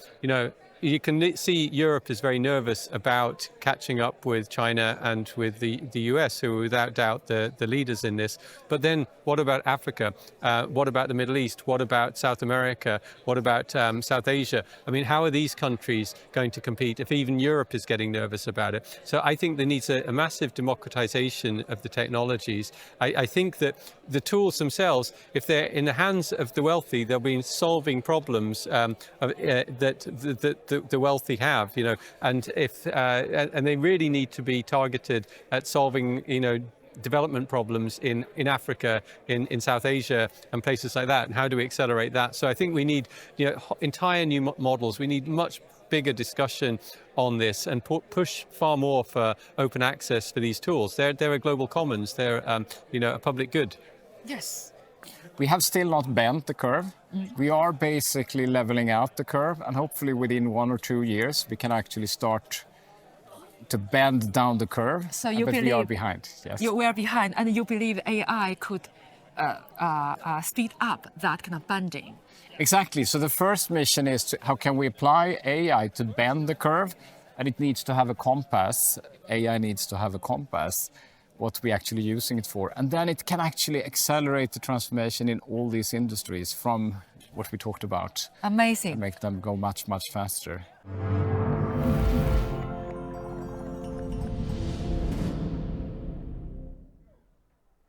Great. So we're back to Baku in Azerbaijan here on the Caspian Sea for COP29, the day before it actually officially is supposed to close. We'll see. But we're now going to do a lovely session here linking people up from Baku in different parts of the world, presumably Europe. I'm going to talk about creativity in climate action. How can creativity inspire change? That's the question we're going to ask today. And we live in a very complex world. We have more information than probably we've ever dreamt of. And yet some of that is questionable. They call it disinformation. I think it's always been around. It's just on a bigger scale than we've seen before. But we have also good information too. But we also have skepticism towards science, which has been growing. We have our own media bubbles, our own social bubbles as well that we all live in. And at the same time, humanity needs to somehow come together in common cause behind this emergency called climate change. So in this session, we'll explore with artists, creators, the issue of creativity writ large, and how maybe creativity, unity, cooperation could give us a new focus on solving these really big solutions. So I have the great pleasure to introduce the following guests, all on the magic of Zoom, can you believe? Emma Stenström, Associate Professor and Co-Director of the Centre for Arts, Business and Culture, Stockholm School of Economics. Can you wave, wave, wave? Who? Yes, it's you. All right. We've got Adama Saneh, CEO and co-founder of Moleskin Foundation. Hello? Great. And we've got Kara Urus, Head of Philanthropy at Roskilde Festival. Okay. So we got one in Stockholm. Where you're coming in, Moleskin, from where? Where are you coming in from, Adama? Okay. And where are you coming in, Kara, from? Copenhagen. Copenhagen. Okay. All right. So let's kick off and start exploring this. Let's have a question to everybody. And just jump in or raise your hand if you want to speak. So how are you all individually feeling about the climate crisis today? Despair, hope, something in between? Yeah. Do you feel hopeful about this from where you are sitting? Pessimistic? Feelings? Nobody want to speak? Yeah, go on then. You go first. It's always a bit difficult to know who should speak, but I'll start. I guess it goes back and forth. It varies from day to day. I do feel sometimes I use the expression hopeful skeptic. I am skeptic to lots of things we are doing today and the way we're doing them, but I'm also hopeful that we can find solutions. Mm-hmm. And since I'm a teacher, most of all, I have to stay hopeful, and the students bring hope. Yes, I mean, optimism and pessimism, they're both choices, aren't they? I mean, and which one, it's like the glass half full or half empty. I mean, I think when it's half empty, you feel a bit miserable. When it's half full, you feel a little bit more upbeat, right? So, any other thoughts from the group here? I think it's almost like a non-question for me. Like it's when I think about this, whether like you are feel positive or hopeful or not about it, every time comes to mind the words of James Baldwin that when he was talking about the situation in the racial situation in the United States, they were asking me, are you an optimist or a pessimist about it? And the answer is like, I have to be an optimist because I'm alive. And that's yeah. That's it. Yeah. So for everything else, we go to work. Yeah, exactly. I can see we got another guest coming in, the wonderful Peter Stormare, the actor, and also We Don't Have Time ambassador. Hello, Peter. Yeah, that's that old mute button. You know, people love saying you're muted, but maybe you're not muted. Don't worry. I'm trying it. Okay, you're there. Can you You're hear there. me now? Good. Yeah, we're just asking how people are feeling generally about the climate crisis. Are we optimists, pessimists? are we alive and therefore we have a chance to do all kinds of great things, like even change the course of climate change? Where are you, Peter, on this? Living in America as you do. Well, I'm not a doom and gloomer. I was born a positive soul. I'm still a positive soul. Even if Trump got elected, I'm positive it's going to give the birth of something new. Something great is coming out. And actually that we are zooming all over the world. It's 5 a.m. in Los Angeles. And I can't even go to say the glass is half empty. It's always half full for me. And I mean, you join the other side. I see a lot of people here in the U.S., they say we're going to move out of the U.S. now when Trump is gone, especially it's a lot of famous people, but they're still going to work in Hollywood. They're still going to make a lot of money over here. And for me, it's like giving in to the other side. If you leave a country just because somebody else is winning an election, it's like you're caving into the darkness. You're giving up. You have to be fighting, even if it's the last drop of blood you have and the last cell in your body. You have to fight for the good cause. Yeah. So I'm not a pessimist. The world is doomed, maybe. You know, if it comes to astronomical and scientific matters, the world can't exist forever. Planets can't go on forever. We know that. And human beings can't go on forever, maybe. But even if we're gone, it should be of other reason than to pollute ourselves with fossil fuels or drugs or any other kind of substances that we invent. We should let the course of the cosmos guide us further in life. I'm a positive soul. I sound like a village fool maybe, but that's the way I was born, and that's the way I'm going to go out of this world. Okay, Peter, hold that thought.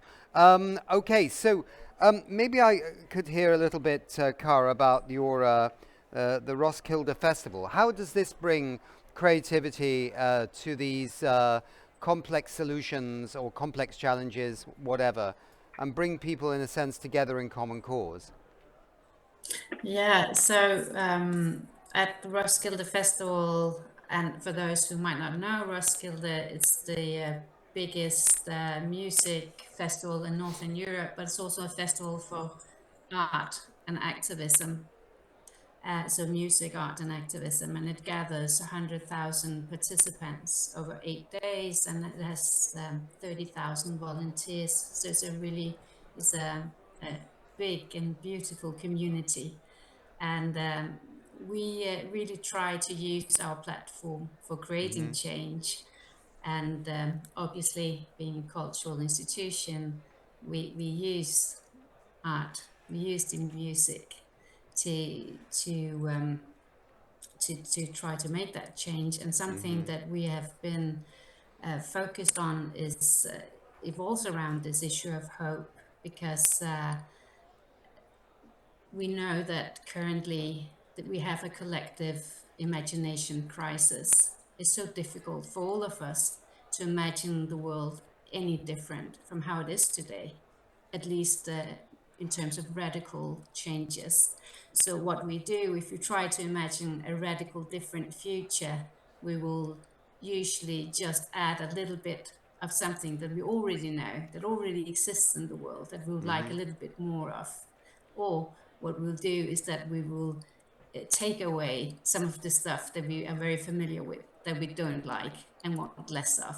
So we will add a bit more, a few more trees and a little bit less cars, as an example. So for us at Roskilde, we decided we wanted utopia, something that seems rather like old-fashioned, I think, in 2024. But we decided to have utopia as a theme, and really something evolving the whole festival around utopia, trying to stimulate the idea and the images of a better world and a better future, to really give our community of participants this sense that another world is truly possible, Right. and that we can create it together. So it's good, sometimes good to shoot for the stars with an idea, and maybe you might percolate a little bit down to a little bit lower. But yeah, it's better to start off that way than just, as you say, tinker around the edges of what might be a better world. Instead, dream of an even more fantastic world and see where you end up. Yeah. Can I just ask Adama, I mean, how does the art and culture and this sort of thing percolate into your work? How does it, yeah. Well, I mean, we as a foundation, we work around this idea of creativity for social change. Right. We believe that in order to build a collective future that is more equitable, that is more inclusive, that is plural, we need to completely reshift, the vision that we have, and the way we do it, we simply try to support all the incredible change makers that are out there in the world that use arts and culture, as a tool to transform their community, and they tackle some of the biggest challenges. And at the center of everything, there is climate change. And the thing is that, I do believe that nowadays we live in the era of creativity.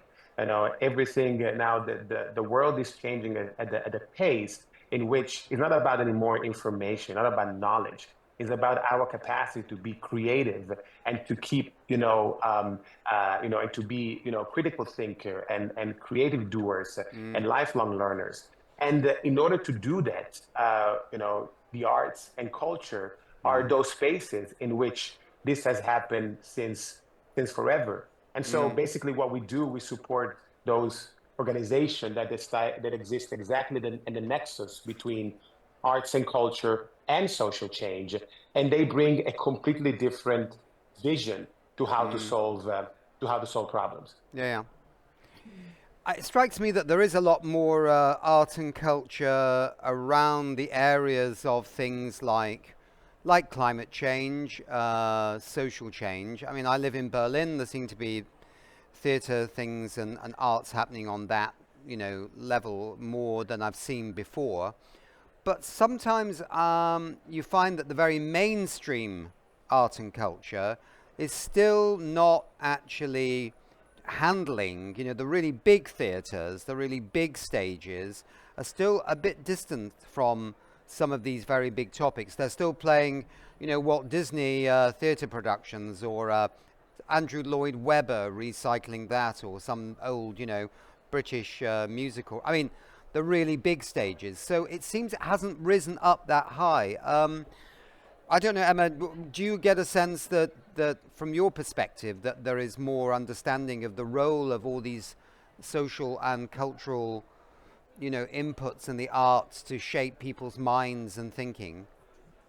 Well, oh, sorry, you talking. Sorry. Go ahead. I think, I don't know, but I'm sure we both can answer, perhaps from different viewpoints too. Well, I guess I come from one of those institutions, not a theater, but a business school, a traditional business school in many ways. But for us, it's definitely the creativity, arts, culture, humanities. We still have, of course, a fact and science-based foundation, always. But that's not enough for our students to become those change makers in the future. So we really work very, very hard to add other dimensions like art and culture, and really try to bring in that kind of embodied learning, imagination that Kara talked about, and these visions for the future. And it's so important.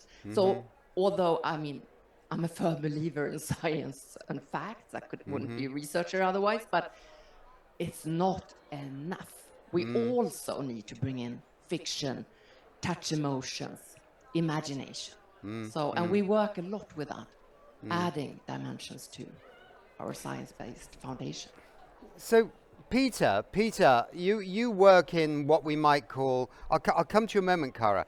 Peter, you work in what you might call, not mainstream, but mass art, right? Big films. I know you've done small films too, but is it possible to bring a lot of people of different perspectives and views into a cinema and transform their thinking into something more positive?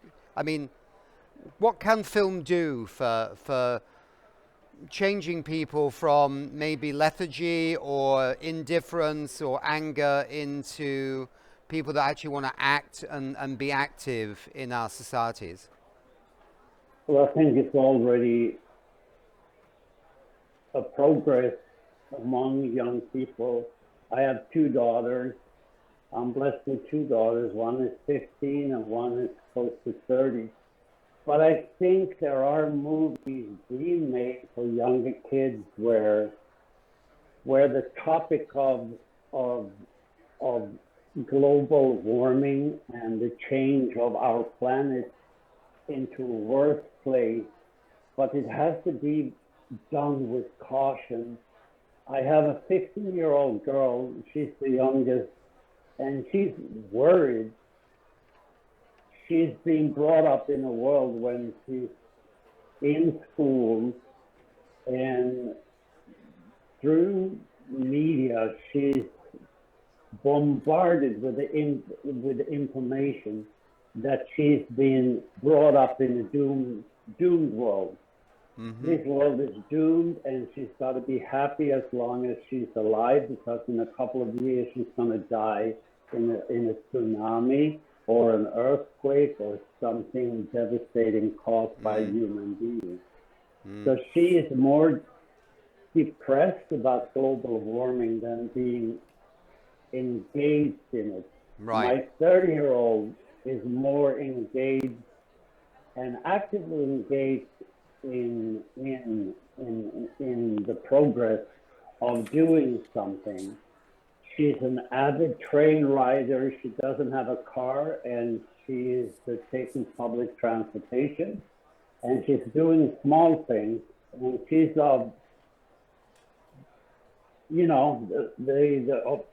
she's of the decision of making small things. If we all did small things, we can change this world. It doesn't take one guy or woman to change it all. But I'm afraid of the younger one, just turning 15, that she's so bombarded with negativity.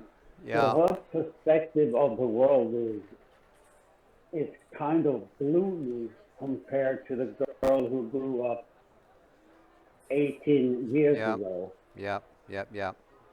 So we have to be careful with a younger generation too, that's not bombard them and make the burden too heavy on their shoulders, because then they're going to give up. They're going to just say, what's the use of me trying to change this world when it's doomed already? Let's do something fun while it lasts. If I'm only going to be 28 years old, why don't go down to Ibiza and have a party for 5 years and then die? So it's a double-edged sword for me, because I can see it in two daughters 60 years apart. Peter, I'll just move on now. I'm going to Kara. Kara, you had your hand up.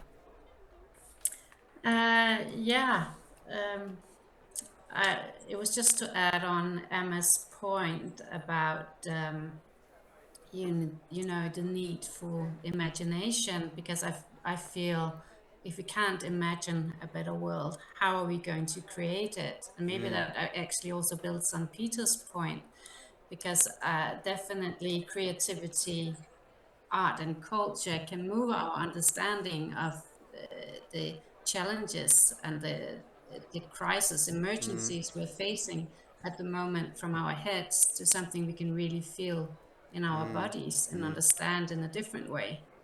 And I think that it can give us hope as where we started, but it can obviously also give us a lot of other emotions like fear and anger so I think a very important aspect is that hope can never stand alone. So what we do in our philanthropic world and work, and also as a festival, is that we really try to link these emotions that we want to stimulate to pathways for action. So what are the communities where young people can actually get together and really fight for change, either at the front line or in a different role, through different ways, in a more non-confrontational and non-political way. And there are so many strong young communities where we can support them to do that. But, and I think this is really important, something that I personally find so frustrating is, where did we end in this world having school children demonstrating, going on school strike, fighting for their future? When did we leave it to children and young people to really save the world? So I so know where it began. It's because these governments here at COP29 and all these other big UN conferences just take baby steps all the time. So the adults here take baby steps, and then the children have to take over. It's absolutely ridiculous. Exactly. Yeah.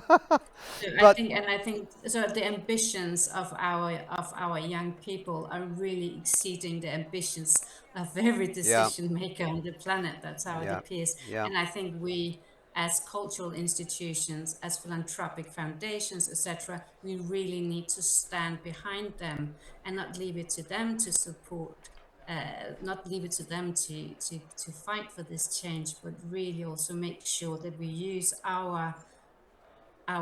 both our money and the influence that we have through art and culture to really fight for this also structural and systemic change.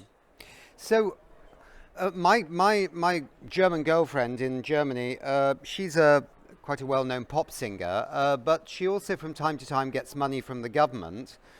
She used to do this years ago and still gets money from the government to create choirs in different towns in Germany, and bring people together where they discuss problems like climate change, but other social problems. And then she works with them to write a song, which they then sing and perform in their local towns or cities. And it's quite, I've observed this quite a bit actually, and it's quite interesting how when you bring people together of different political backgrounds, and Germany right now is increasingly polarized between the right and the left, people in different backgrounds, different perspectives, if they get together and start talking about their problems, they find they have a lot more in common than they have than divides them. Then they work on music or art, and then they perform. And you know, I think most of us have been in a choir, knows the kind of, is it the breathing, or is it just you're with a lot of other voices singing together, cooperating? It's quite motivating and inspiring as an experience. I mean, I'm only citing that as one example, but it's a kind of concrete way in which you can bring people together.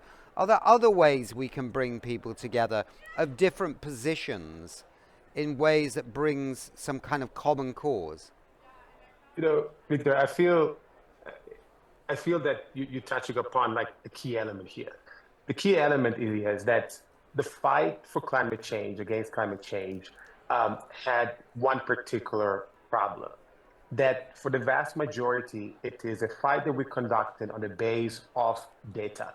It is important, it's fundamental, but data is not enough. Unfortunately, data is not enough, and facts are not enough. If fact would have been enough, this issue would have been already solved a long time ago. Now, the question is, how do we change the heart of people? How do we bring people together? How are we able to create the solidarity, the communion that brings people together so that we really take the decision in order to move forward together? And this is the role of the arts and culture. This is what the arts and culture have been doing since forever. I mean, especially the connection between young people and arts and culture. You know, I had the chance, I had the big luck for my job to spend a lot of time in South Africa and spend a lot of time with some of the incredible people who transform South Africa from apartheid to democracy. The base of their work was cultural, was artistic. They connected outside the theater through poetry. That's how they changed the heart of people. That's how they changed the country. So now, you know, throughout, the risk is that when you fight certain element, especially from an activist standpoint, our vision tend to get narrow, database, and so on and so forth. And this is not enough, And the funny thing is that when you try to bring money into support arts and culture for social change and creativity for social change, the philanthropic institutions tend to not to support this type of work. Why? Because how do we know that it's effective? How can we measure it? But again, all this measuring, where did it bring us? It is time to really, to increase our vision, to really be able to amplify our vision and understanding that we are fundamentally, creatures of meaning. And the only sector that is able to create meaning and to build language, is the arts and culture one. So it is time to really invest seriously in this. Get away from the typical framework that we have in terms of investing in silos for the KPI or the little indicator at the end of the page. Because how do you measure a change of heart? Yeah. And that's just to say the last thing, just in terms of language. I'm always a little bit critical about this idea of hope. Not because I don't believe in hope, but we had hope. It's been a long time that we had hope. It is time to have a useful dream. And creativity is about doing. So that's the shift that needs to happen. And that's, I think, all the people here are working towards. And so it is time for everybody from the activist movement, from the philanthropic movement, political movement, to embrace arts and culture, because that is really how we're going to build something different. Okay, we've got 50 seconds left. Emma, have you got a soundbite for us? A soundbite. A soundbite. No, but I totally agree. I think we could do more of that, also bringing people together, creating together. Yeah, exactly. Peter, one last thing. You got a new film coming out? What's happening with you? No, I agree with the previous speakers. Okay. I mean, grassroots movements starting with your neighbors, starting like John Lennon said, you don't change the world by going to Washington and scream. You start with talking to your neighbors. You start with your own little community.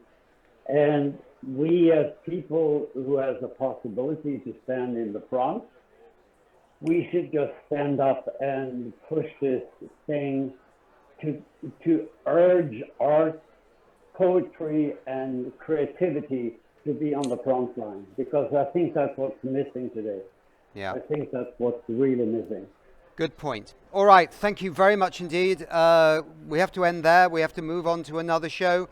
Thanks a lot. We could talk for hours about this. Next time we'll have a 20-hour show and 2 more people. So thanks very much indeed. Take care. Thank you.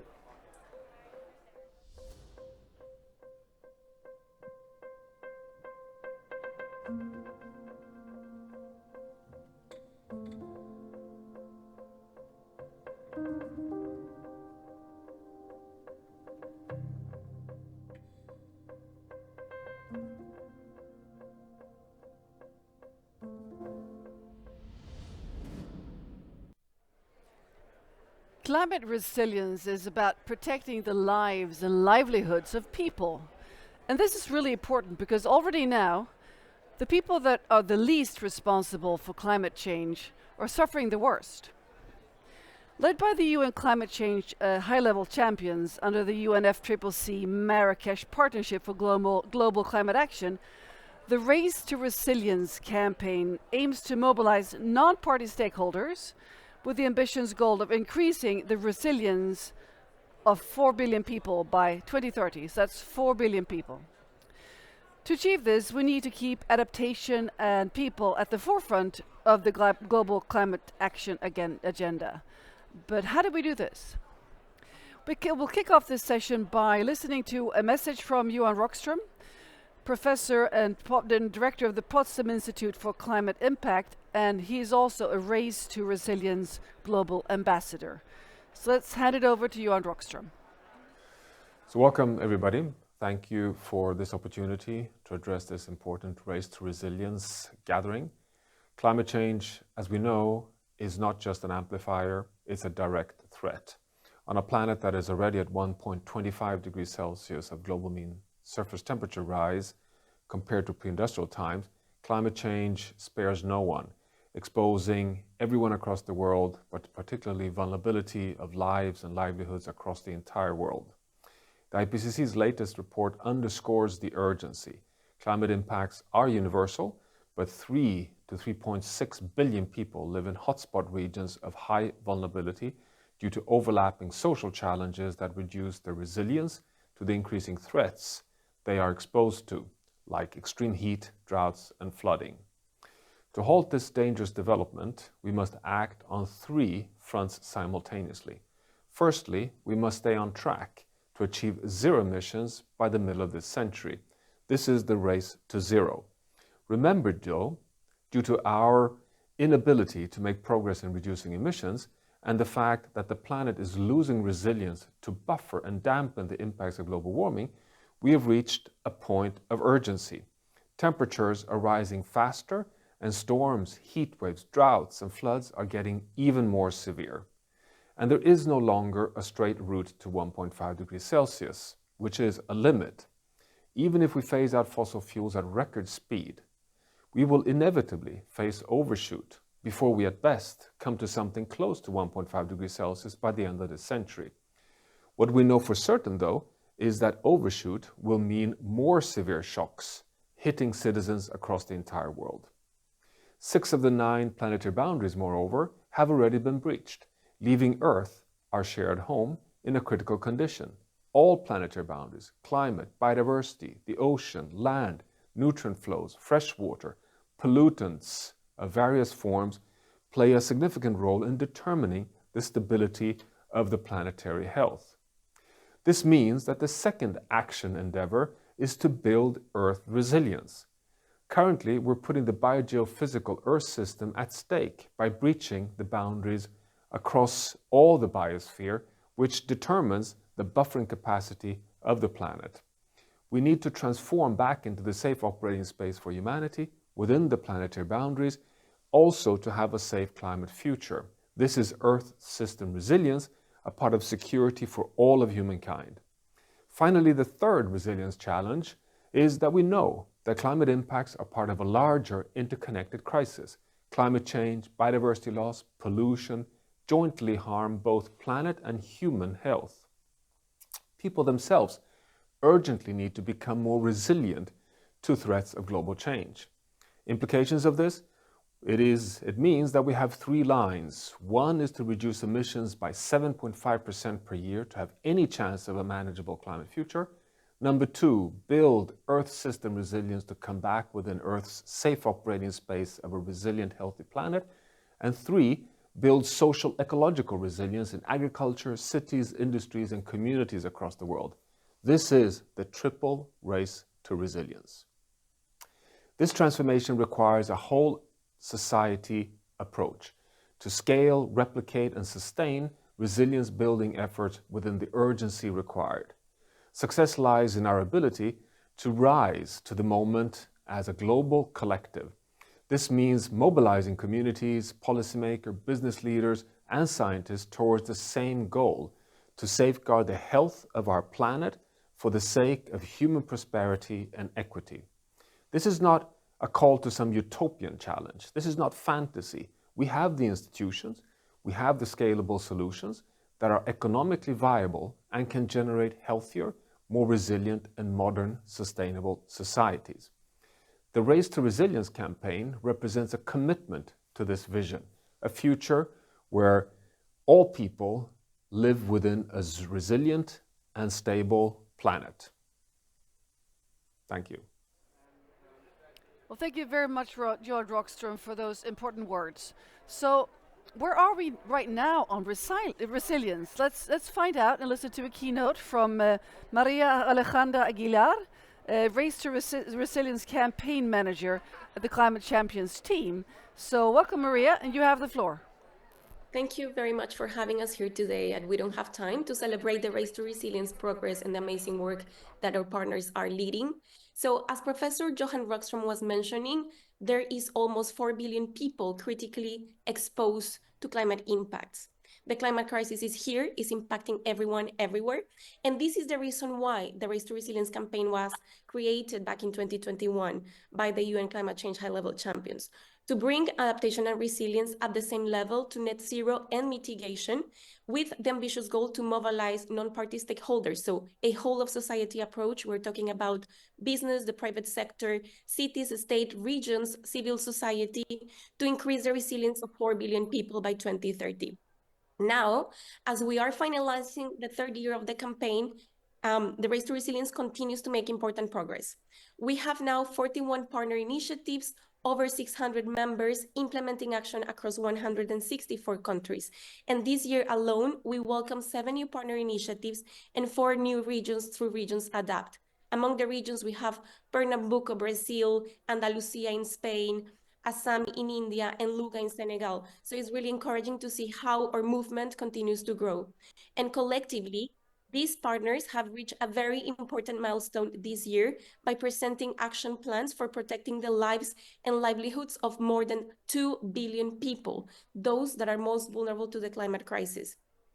And our partners are also committed to scaling up these efforts with pledges that now stand at 3.26 billion people, getting us closer to that 4 billion people goal that I mentioned just now. So we are excited to see how our partners are delivering on resilience. For example, partners from the private sector are stepping in for nature. We have our partner One Planet Business for Biodiversity announcing that they reached 3.6 billion in investment, 300,000 farmers enrolled in programs.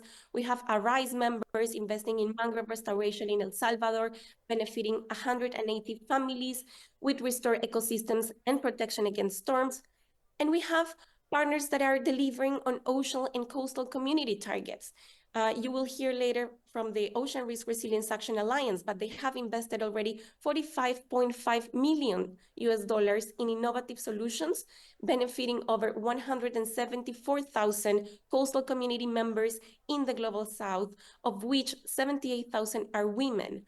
Or the Global Fund for Coral Reefs, who have provided catalytic support for over 60 reef-positive business and financing facilities, and 1.69 million hectares of coral reef areas under improved management. And so partners are working to improve people's living conditions.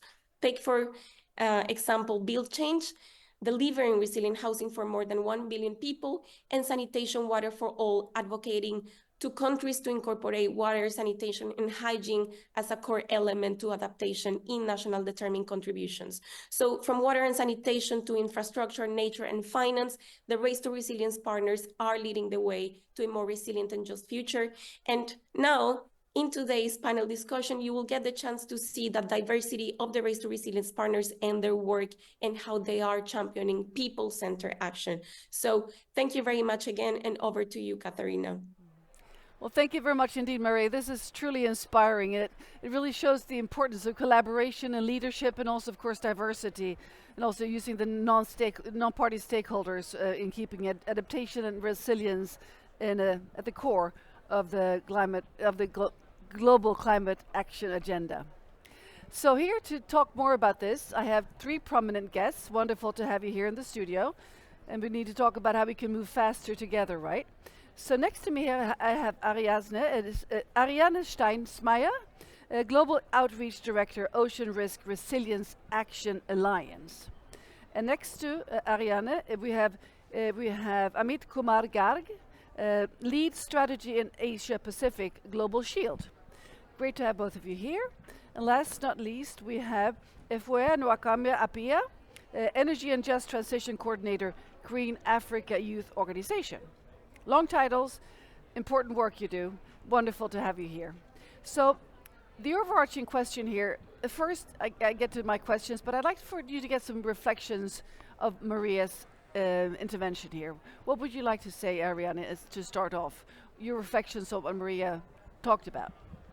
Yeah, thank you very much. Maria was really kind to already mention some of the progress we have made, and we are a proud partner of Race to Resilience. And Yeah, so over the last 5 years, we have invested in a project pipeline which really showed that radical collaboration between different stakeholders, and especially also the private sector, can make meaningful implementations of new financial products also on the ground. So with 50 projects now, we have been launching new financial products like parametric insurance and other key innovations to really reduce risk of vulnerable coastal communities.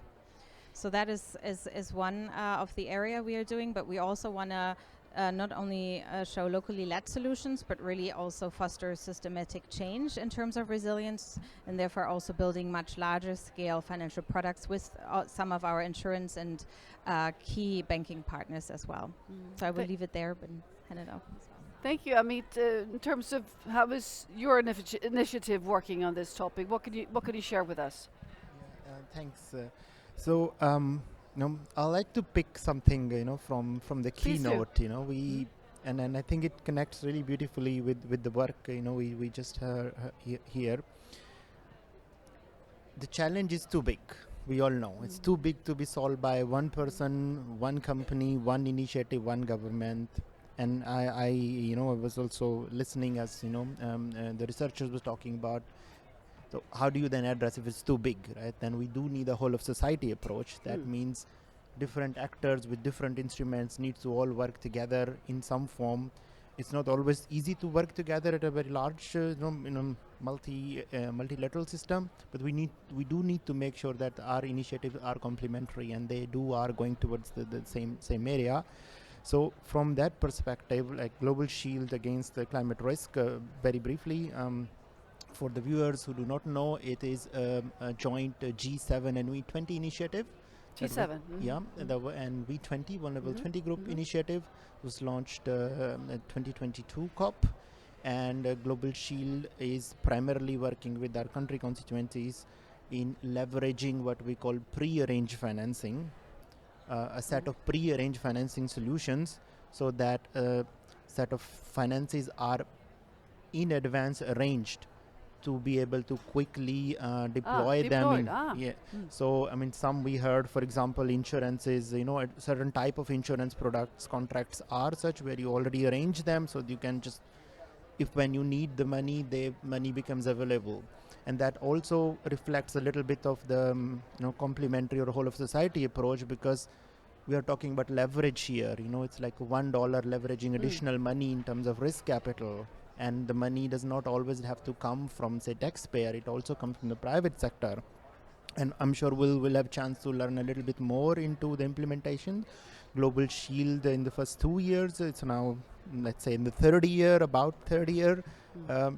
And we are currently working with 17 countries in deploying a various set of pre-arranged financial solutions. Some already have received some sort of financial assistance, but Global Shield, through its financing vehicle, also provide a host of different range of financial as well as technical assistance. And we'll probably we'll speak a little bit more as we go forward in the discussion. Thank you very much. So, IFWEA, your organization, how do you address this area? Right, I think I'll take it off from also what Maria was saying. For the number of organizations and communities that we work with across Africa, mainly in Uganda, in Botswana, and Ghana. Those community members, for them, the Race to Resilience campaign are not barely catchy phrases or a strategy, but is a dream of achieving their resilience daily, of them collaborating with organizations such as GAIO to build their resilience, and for them to be able to be resilient against those climate stresses that they are exposed to yearly. So for our Water for Adaptation project that we co-created with the Kadiga Nankana district, there's a community, a small community in the Upper East region of Ghana that are exposed to prolonged drought, and because of systemic norms and traditions, women are mostly sidelined, and especially when there's a lot of norms and tradition around menstrual hygiene and all that has put women at their barest minimum, and they are not able to come out from it. So for this project is mainly targeting how to build and help those communities adapt to prolonged drought, water insecurities that they are facing, the food insecurities that they are facing. And for now, it's very amazing to see over 5,000 people, that is each household in the community, having access to potable and good, clean drinking water.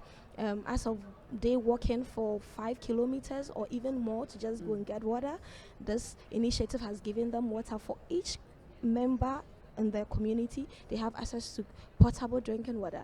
And also for the agriculture activities, the community is just mainly herdsmen and also farmers, like small-scale farmers. So this prolonged drought is really limiting to them. With the initiation of the ponds across the region vantage point, we've been able to increase harvest up to 30% in the dry season. And then there's a resource center that we created for them to manufacture reusable parts by themselves. They were trained to use things that are around them. They have cottons, they produce cotton in the region, so they use this to manufacture reusable parts in the region. And this is very good for them because they are getting livelihood out of it. Their capacities are being built and they are able to go to school during their menses also. So this is the kind of things we are doing, and we hope to scale it and replicate it in other communities. Thank you. This is truly impressive. I wanted to give you a follow-up question on the scaling here, because this sounds like really a successful work you're doing. So how can you scale, and what do you need to scale? Yes, so the issue of scaling, it could boil down to financing, but the model we've built it with the communities, and we have young people already propagating this change in other districts that are not part of them. So we have volunteers who are out of school ladies going to nearby communities also and spreading the news.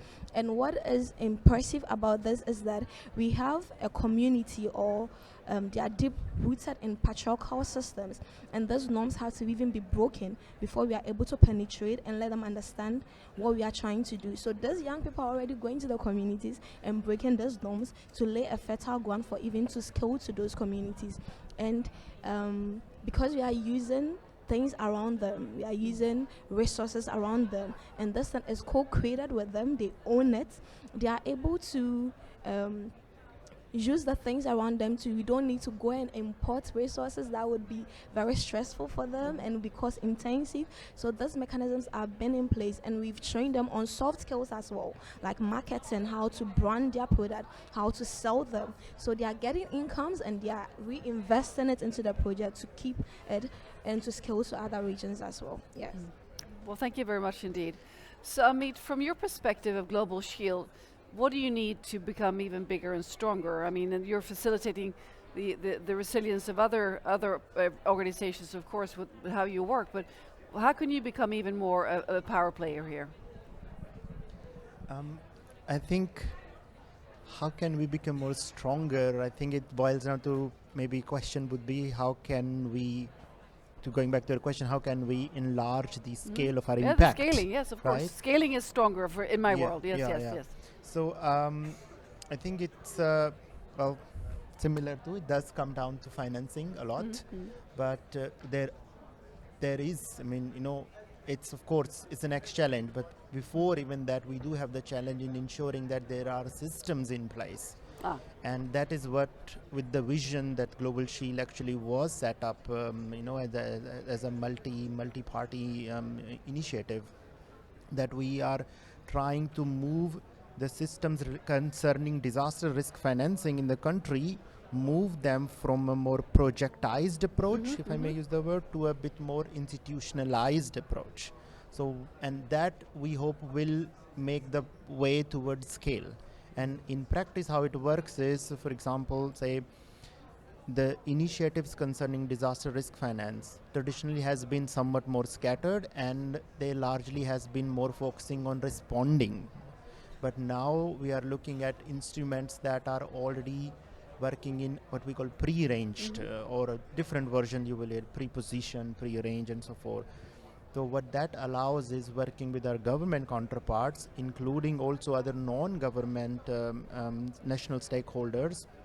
We are able to then put them under one set of instruments connected as a chain, so that the disaster risk financing is, when it's kicked in, it is kicking in at different level of the chain in the DRF space. We call it the macro and meso and micro, meaning that at government level, there are sovereign solutions that government can then have access to that financing should a certain identified set of peril were to materialize, and there is a trigger, let's say a category 3 cyclone bringing certain speed of wind, let's say a 200 millimeter rain that's happening over 2 days, and so that money becomes available at the government level, but at the same time working through the private sector in the country through inclusive market systems. You can also have the local private sector participating in it, and further ensuring both that the benefits are reaches the individual. There is, of course, that governments are working, but it's also important that there is small amount of money is made available to the individual within few days. So that happens through working through our inclusive market systems. And then, of course, this also ensures that the capacities for such instruments are retained inside the countries, and they are, there is a transfer of such capacity, and they over time grow. And that's what we hope will bring more scale, and hopefully will have a larger impact. And of course, we are still working with our participating countries to increase the scope of the Global Shield. We do hope that we'll be able to take up more countries than 17. We just yesterday Can I launched ask what countries you're looking at? Sorry? Can I ask what countries you're looking at to have joined? So we currently have 17. Just yesterday, Global Shield launch is ambition framework. And of course, subject to our ability to attract further pledges, we are going to be looking to working further within our CVF Climate Vulnerable Forum V20 member countries to hopefully we'll be able to add more in time. But we also want to make sure the work we do in the current set of country reaches a certain level of maturity, so that the focus is more around scale. And again, it's about institutionalizing certain systems, not so much about having, say, 50 project, 80 project, 100 project. It's more about having a system in place with the government. So the mindset moves away from responding to already proactive action. So that's kind of the thinking, and these are plans, and the ambition framework talks quite a lot about it. So if I understand it correctly, it's when chaos hits, which it does, and it will be hitting more frequently, there will be a structure that's much clearer than what it is now. That's already put in place. Yes.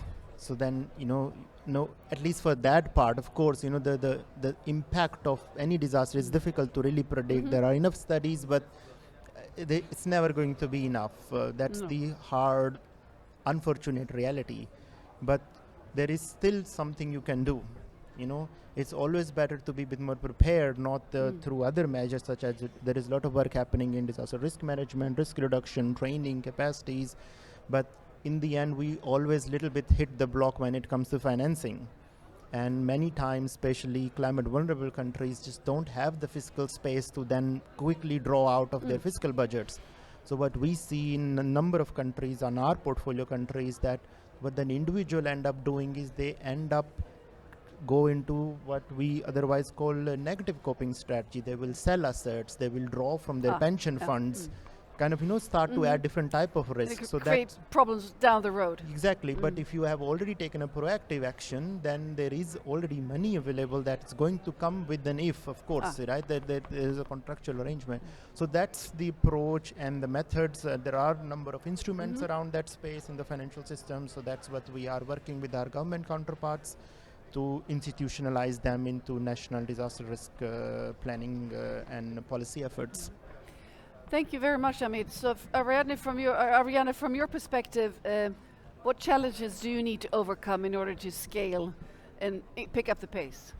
Yeah, thank you. I mean, first I want to remind everyone today is Ocean Day, or Nature-Based Solution Day, so happy Ocean Day. Happy Ocean Day. And I think that also shows that the role of nature really plays in terms of disaster risk reduction. And often at these COPs, in the past years, we really have been fighting for more of attention around nature-based solutions, especially ocean-based solutions. So that's why today it's a great day to highlight it and share these stories. I think while the challenges are real, so are the solutions. And I think that is also the message Johan Rockström has given in the keynote speech, to say, we have the solutions and we have the will, and now sort of we are here to fight for the political will as well. So here at COP, obviously it's important that we come to a good conclusion around finance and integrate ocean finance into climate finance as well.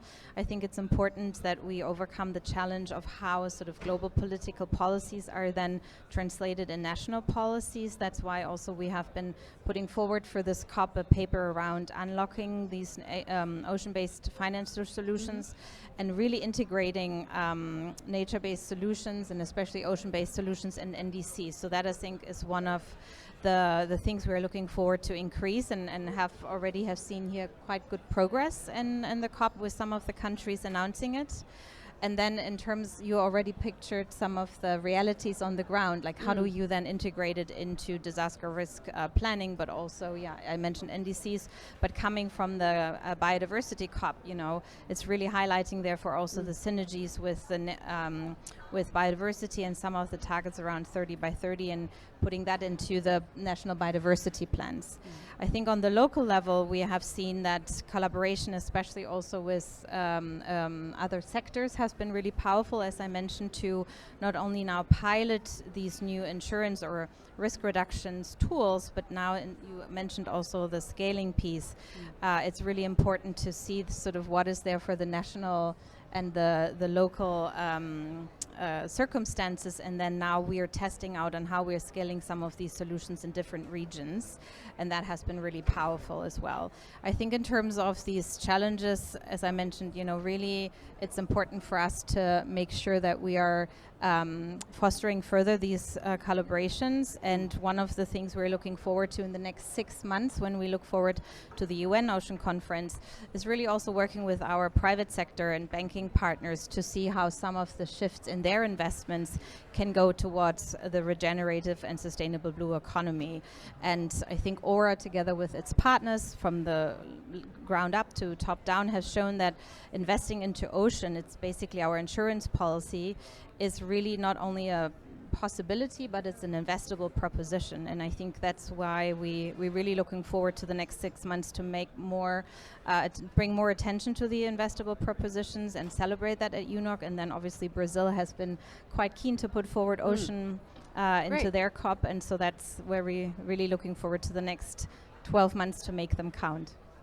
Thank you very much. So if could you share last, before we finish this panel, a great example that something that might be happening soon in your project, or just something that to sort of highlight the positivity of what we're talking about here?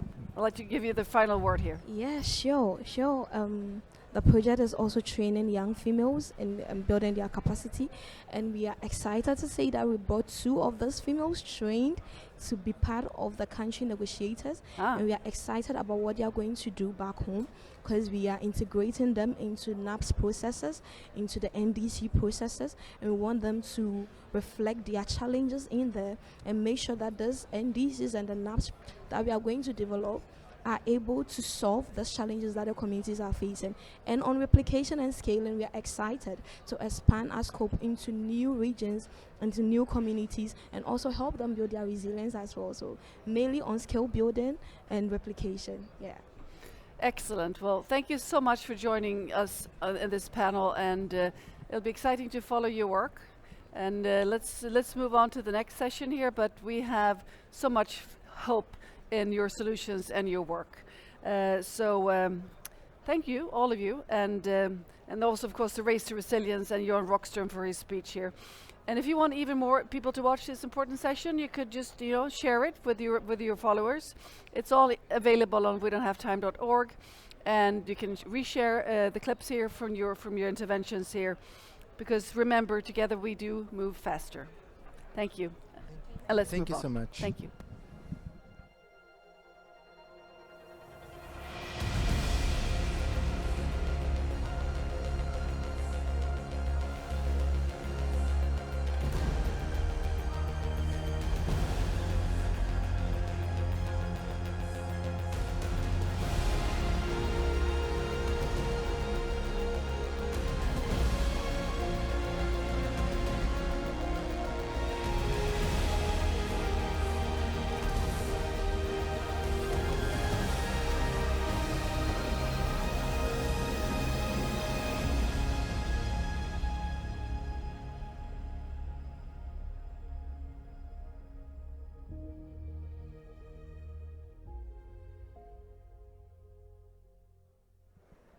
So welcome to our final wrap-up, an extended wrap-up from Baku here at COP29.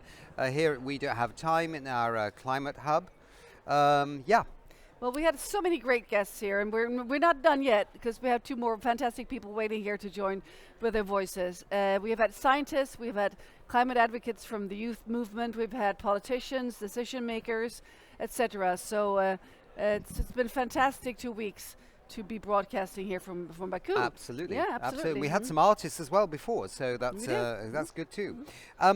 We'd like to take the opportunity here in this wrap-up to thank our partners for making this happen. And it is true what is written in the banner behind us. What is written in the banner behind us? It's not behind us, is it? It's in front of us. us. It's actually in front of us, the banner in front of us, which is together we are the solution to the climate crisis. And the together has to be definitely together and not apart. Yeah. Absolutely. So let's now focus on what's going on in the negotiations here. We have a special focus on gender, which was one of the themes today at the final day here for us. So what is happening, what is not happening, what needs to happen? And with us to discuss these very important topics, we have two women. We have Menka Gaudan,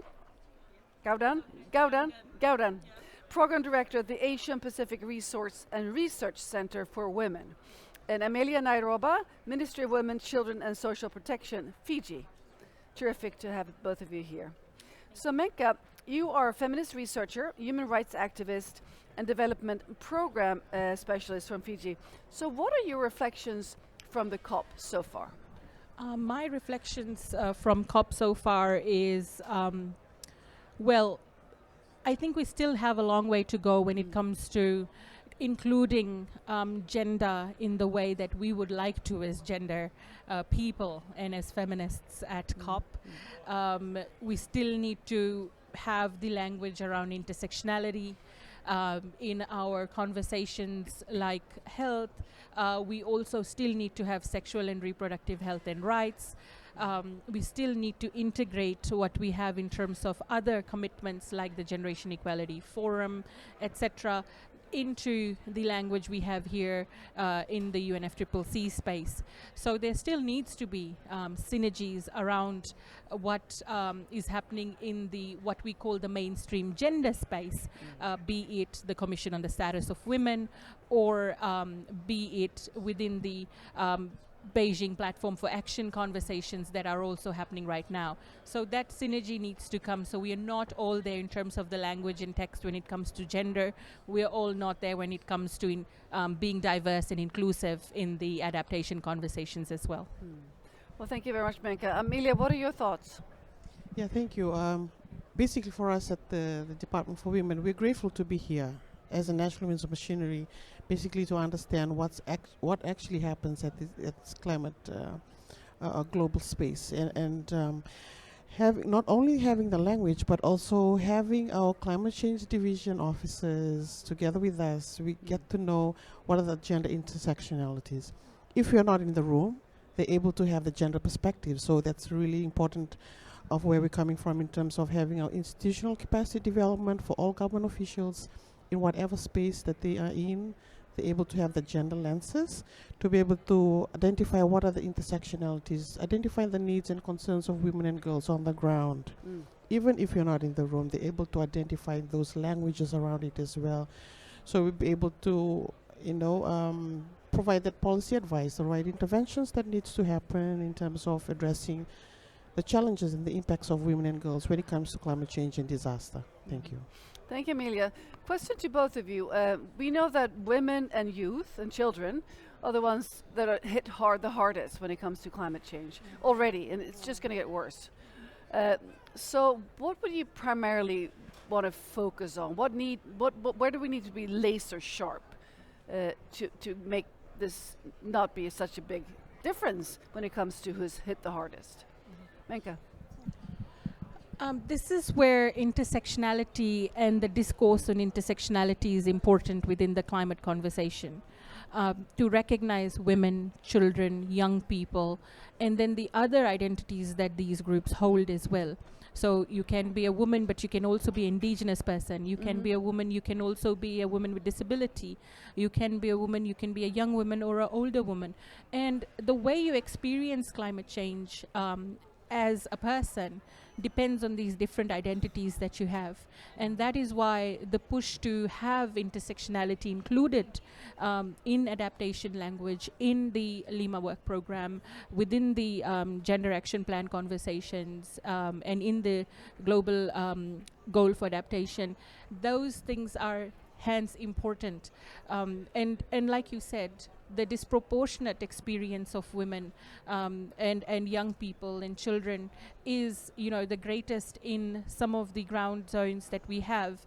And if we see the IPPC report for this year, we know that some of the hardest hit places belong in Asian Pacific. And hence, the women, children, young people from these countries are at the forefront, and having their voices in such spaces recognized, given their vast intersectionalities, is important. Thank you very much, Menka. So, Amelia, can you run by us, what is the situation for women and children when it comes to climate change in Fiji? Yeah, thank you. Basically, for us in Fiji, incidences of gender-based violence that's exacerbate during climate change disasters. We've been having we reported in our Fiji country gender assessment, the increase of cases of rape and incest that has been happening, and also our women artisans, women entrepreneurs around the country, their livelihoods are affected as well. What resilient programs are we have to map out as well amongst government officials and development partners to be able to address that issue as well, and also having the impacts in the sexual reproductive health and rights, the health rights, the health situations in communities and villages have been affected, accessibility of health services during disaster and climate crisis. Those are some of the things that we've seen has been an issue, which is why, and we're grateful for UN Women who have, through their Women Resilience to Disaster program, the WRD, that we're able to map out and provide spaces for them to be able to raise their concerns, what are the challenges, and see what avenues we'll be able to come up with across government and also with development partners and stakeholders, and ensure that there's support, its accessibility with our women, persons living disabilities, women and children, and also the most vulnerable group in our communities who are able to be provided that support during a climate crisis. Yeah. So, Amelia, these are major effects in so many areas of society. So, mitigation here, how do we address it? It's very disparate areas that the climate change affect gender and youth. So, how do we focus the mitigation aspects here? Yeah, for Fiji, basically, like I mentioned earlier, with the UN Women having to provide that space, that's basically one, and also for us, with the ministry having the National Action Plan for the prevention of violence against women and girls, the strategies and plans, and also networkings that we're doing in terms of disaster and climate crisis, that there's support that there is in addressing gender-based violence during climate crisis, and also with the forthcoming women's economic empowerment national action plan, we're also addressing in terms of the strategies and support and plans that we have for women entrepreneurs in the informal, formal sector, providing that some sort of support, and how would they be able to provide food on the table as well. And also now that we have the under gender and climate change initiatives and plans that we already have through the Climate Change Division, the National Disaster Management Office, and other stakeholders and development partners who are we working very closely. And we're grateful again, I must admit, in terms of the support of UN Women through our WRG program, that we are providing that space for our women and also mapping what are the needs are on the ground, and to be able to address these critical issues and identifying what works well and also what we need to also strengthen as well, that we our national our government officials at district and local levels, that we're able to identify the needs and concerns of women and girls on the ground, when it comes to climate change and disaster. So probably those are some of the things that we're currently doing at the National Women's Machinery, so that we also identify the intersectionalities, as Menkan mentioned, and also mitigate in terms of what are strategies that we need to do that's more resilient and inclusive, and identifying the needs on the ground, and they're addressed accordingly as well. Thank you, Amelia. So Menka, Amelia, you work with UN Women. You highlighted the collaboration here. So in terms of accumulating knowledge from different parts of the world, I mean, the way you work with these topics, how is this knowledge fed into the UN Women system?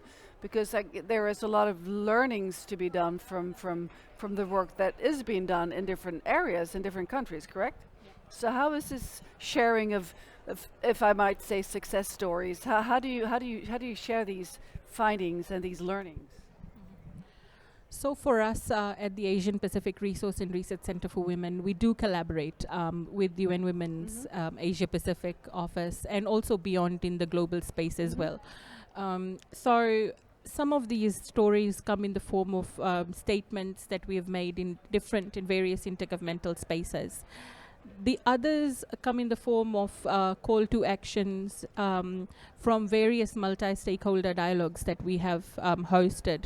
We just recently, in the build-up to COP29, hosted in collaboration with UN Women, UNDP, UNFPA and UNEP, hosted a multi-stakeholder dialogue in which Fiji was also represented across Asian Pacific. Stakeholders from various entities came together to do a call to action that would help them frame some of the recommendations that we want to give out here in the interlinkage of gender action, gender equality and climate action rather. So those are some examples where we bring together and convene with different stakeholders to ensure that gender equality is within the climate spaces across the Asian Pacific region.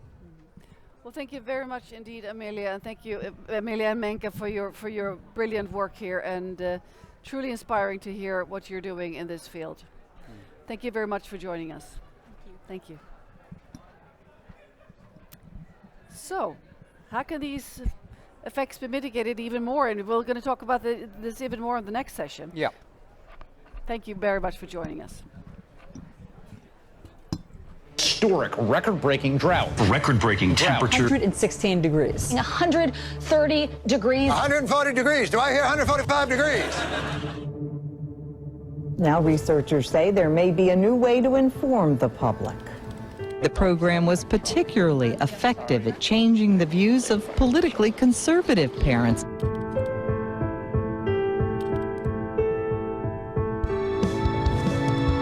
Sono Sara. I'm Taylor. Soy Esteban. Je suis Noah. When I'm down, Johnny. That's all about to who? With the very special weather report. From up there to down here, everything is crazy. Let's look at the forecast for 2050. Global initiative, they're calling it Weather Kids. To mobilize climate action for future generations. Cette campagne est diffusée dans plus de 80 pays. Incroyable, non? En Belgique, sera la même que celle qu'on retrouve aujourd'hui. Heat waves will affect 94% of children, making outdoor kids a thing of the past. Disasters cost taxpayers almost $6 trillion. My parents hate taxes, but don't worry, there's still a chance of clear skies.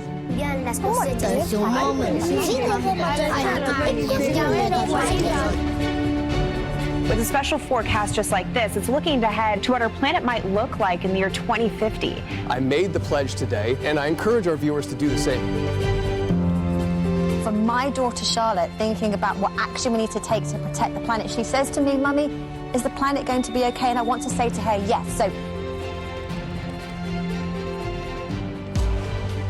this is such an excellent initiative to communicate climate change. We're going to raise awareness and encourage climate action worldwide. If there's one thing we can all agree on, is that we want a better future for our kids. We'll keep you posted as we track if adults stop wasting time and fix this totally solvable problem. Because it's not just a weather report to us, it's our future. Nuestro futuro. It's our future. Oh, she had me at the first word. So that was Weather Kids, and you've been seeing these reports, I think, almost daily later on in the shows here at We Don't Have Time. And we're really happy to learn more about this campaign, and also the fact that it's won 3 of the prestigious Gold Anthem Awards. So that's a really big congratulations to the Weather Kids and to the whole team behind this campaign. And I think what we're going to do now is we're going to actually meet one of the masterminds behind the Weather Kids. We are indeed. Wonderful to have you with us, Boas Paldi. I see you. You're with us on Zoom. And you are, for those who do not know you, you are Chief Creative Officer at UNDP. So how are you today, Boas? I'm very well. It's so nice to be with you and Nick in the studio. I'm sorry I'm not there in person. Yeah, well, we're missing you. We're missing you indeed. So this has been a great success, this campaign, and we've been getting these special weather reports on every one of our shows here during the COP, and people might want to know more about how did it all start. Please tell us about the campaign. How you got it going? Sure. The brief was to try and have a campaign around the climate emergency that encourages climate action, which is a very broad brief. We saw studies coming in from around the world, from academics, from other sources, that showed us that the best way to try and encourage people to take climate action is to remind us of our children, is to remind us of the next generations. And so we leaned into that issue. The other thing that we observed is that climate used to be, we used to talk about the weather because we had nothing better to talk about. It's nice outside, it's not nice outside, but now it's breaking news every day. It's in our faces. We saw what happened in Spain a few weeks ago. We've seen what happened with the hurricanes in September in the States. It's really breaking news constantly. So we thought we'd combine the two ideas. And what we came up with was the Weather Kids, which is essentially kind of 10-year-old kids describing the weather according to IPCC data of when they're adults. And that's the story of the Weather Kids. Mm-hmm. Well, it's so strong, as everybody gets so moved when you show it to them the first time. And Nick mentioned that you just won 3 Golden Anthem Awards. Could you please share with us, what does that entail? So the Anthem Awards are the impact awards of the Webby Awards in the United States. They're very prestigious. We're very, very excited that we were honored with 3 gold wins. We had an incredible PR mechanism behind this campaign with the ICCO that allowed us to have an incredible earned media aspect of it, and we won for that. We also won for the best campaign, non-for-profit. And so it's really kind of like it's really the industry taking notice and saying that this is a good campaign, and we're extremely proud of that. It took an army to do this. We had so many partners across the world. Our creative partners, Activista in Los Angeles. We had our production partners, Artery here in New York. So many other partners. Of course, We Don't Have Time helped us with outreach tremendously. So we're this is an award that was won by all partners. It's really a testament to the work that's being done through collaboration on this campaign. Mm. Well, Boas, you were also one of the creators of the famous "Don't Choose Extinction" campaign with Frankie the dinosaur, seen by billions around the world. Very successful campaign too. So, have you got some other wonderful ideas cooking in the creative pot at UNDP in New York right now that might be coming our way? Nick, the issue is that we need to reach audiences, right? We need to find ways to break through the noise. We need to find ways to really find ways that will resonate with the audience that we're talking to. We, traditionally at the UN may have expected the audiences to come to us, but we need to go to the audiences, and we need to go with messages that will somehow land. And so kind of like the dinosaur obviously landed because we all like to see dinosaur films, and so I think the Weather Kids landed because we all somehow have kids in our lives. So we'll continue trying to find ways to engage with a larger audience, but it's also really important that we think about the narrative, that the narrative is a positive narrative. It's a narrative of hope. It's a narrative that this can be done, that the transition will happen, that we will succeed and we will make it and we will create a better world. Thank you, Boaz. I have a follow-up question on the Weather Kids campaign, because I'm curious, apart from the awards, how has the response been globally? I mean, how many countries did you have in the campaign again? We launched in 92 countries on a single 92. day. 92. Since then, we've launched in a few more. The response has been incredible. We've really reached an enormous amount of people. And one of the interesting phenomena of the campaign was, you saw it in the video, but I'll just highlight it, is that we were able to reach in a way across the aisle. In 95% positive sentiment for the campaign across media. That means exactly that. It means Fox News and CNN. It means that we somehow reached in a highly divided world on an issue that really is so makes so many divisions. In a way, we managed to talk to everyone, and that's really an incredible testament to the idea of the campaign, and to the script writing of the campaign, and to the production of the campaign and how we made it, that we were able to do that. And I think that's one of the things that I love most about this campaign, that we didn't only talk to the converted, we didn't only talk to the people that was easiest to talk to, but we tried to talk to as many as possible. Okay. So Boaz, being such a brilliant climate communicator, and we have many viewers here, for people that could be in a school setting or other journalists watching this, what would be your best sort of pieces of advice to reach audiences? You mentioned having something, when the children, of course, everybody has a child in one aspect or another in their lives, and the dinosaurs we all love. But any overarching themes or thoughts that people could bring with them from the expert? I think we don't have time. We're doing this so well. I mean, you guys know better than me, but positive messages, reinforcing the can-do spirit, reinforcing the fact that this can be done. Even through this process of COP, it's important to have these processes. It's important to keep moving forward, one step after the other, one foot in front of the other. We will keep on doing this until we win, and that's the message that I think will resonate. I think we need to have a message of hope out there. The doom and gloom is redundant. We need to move. We all know that there's a danger. We just need to get it done now. And I was just going to say, and we also, I mean, it has to be creative, right? So it has to surprise or entertain or, touch the heart, or it has to do something more than just the message. You have to have a feeling or a response to it that's semi-universal. So then you've got a global campaign, Always tricky with global campaigns in the UN. Sometimes it's easier to do local campaigns with the local culture, but getting a global one doing really well. So well done for that with both these two campaigns and many others. I think we're going to have to move on here, Katarina. Yes, we will. I'm just curious. Well, I'm just not curious. I don't have an extra question. I'm just saying I'm excited to see what next is coming out from your creative mind. So.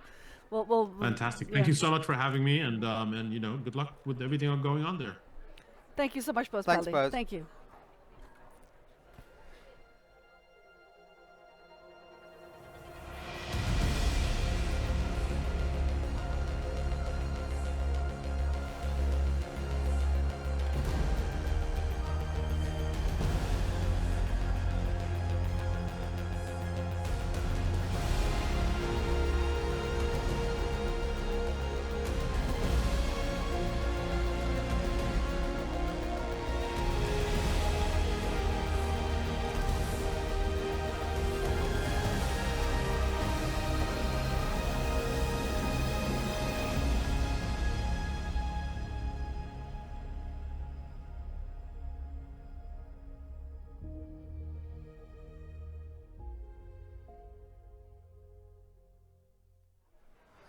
Great. So we're coming towards the end of our broadcast from COP29 in Baku on the wonderful Caspian Sea. And we're just extending our wrap-up a little bit right now. And I'm delighted to have journalists with me and also experts who've been following some of these negotiations, which are now, of course, as usual, at a critical moment, hanging on a knife edge, and all the other cliches that we want to constantly bring along at COPs. But let me just say who we've got here right now, because we've got Rob Moore, Associate Director, Public Banks and Development, E3G. Kozina Cassell, Program Lead, E3G. It doesn't say what program you're leading, but that's okay, we might get to that. Bernard Potter, who's Editorial Director of Climate Table and a very distinguished German journalist covering climate change for a long time. And Megan Rowling, Editor of Climate Home News, and also before at Reuters, again, another distinguished journalist, having covered these topics for many, many years. Let's go to the nitty-gritty right now, the kind of thing that everyone's waiting to find out is either going to land, not land, or somewhere in between, sort of semi-land, which is finance. Could you maybe I can ask first, where do you think we are with this, Rob? What's happening? Sure. Can I just check the microphone's working? Yep. It's okay. It's just that we're not trying to blast the journalists out into the cosmos by... that's interesting. That's a whole new game I've got right now. You are perfectly clear to the audience of 2.5 million viewers watching this. Wonderful. Okay. So where the climate finance discussions are, so last night the Azerbaijani presidency published a text which contained a range of options for the new global goal on climate finance, which is the goal that will replace the $100 billion climate finance goal that's agreed all the way back in 2009 for the developed countries to mobilize $100 billion per year in climate finance to developing countries by 2020. So that goal was met late, but it was met eventually. And what this goal is trying to do is to agree, following on from something that couldn't be agreed in all the way back in the Paris Agreement in 2014, how much money is going to flow from developed countries to developing countries to meet the goals of the Paris Agreement. And there are a range of discussions that are going on. The two that are getting the most profile is, firstly, we can all agree how much money is needed. We know that it's in the trillions of dollars per year in overall investment. We know that the things that we need to do in order to meet that goal involve an entire systemic shift in the financial system. We also know that they need a lot more support to go to developing countries. And the two things that are being discussed in this negotiation most foremostly are, firstly, how much of that money needs to come from support. So not just your sort of general shift in the financial system, which is really important that everybody needs to do, but how much of it is going to come from international support from better off countries to worse off countries that are often more vulnerable to climate impacts. Right. Then secondly, there's a conversation going around who needs to pay towards meeting that goal. And this is challenging because back in 1992, when the UN Convention was set, there was a subset of countries that were listed as needing to pay towards that goal. And so you'll have probably heard, if you've been covering this conference, lots of discussion around who the contributor base is and who's responsible for paying. So what we have seen is a text issued by the presidency which is intended at this stage in the conference, and I led the climate finance team during the UK's COP26 presidency, so I've been in the presidency's seat before. And it outlined a series of proposals which we were hoping, I think, for a bridging proposal from the presidency. So you have this immense need in developing countries, and there's real challenge in developed countries to get the amount of money that is needed to meet those needs. And actually what we saw was a sort of, rather than seeing a proposal that was a compromised position, was very much a... I have to rush you a bit. One side or the other. And so what we need to see in the rooms now is countries move together to try and reach an agreement in a very short space of time on a very high political issue that has a lot of money involved in it. And that's going to be the challenge over the next few days of this COP.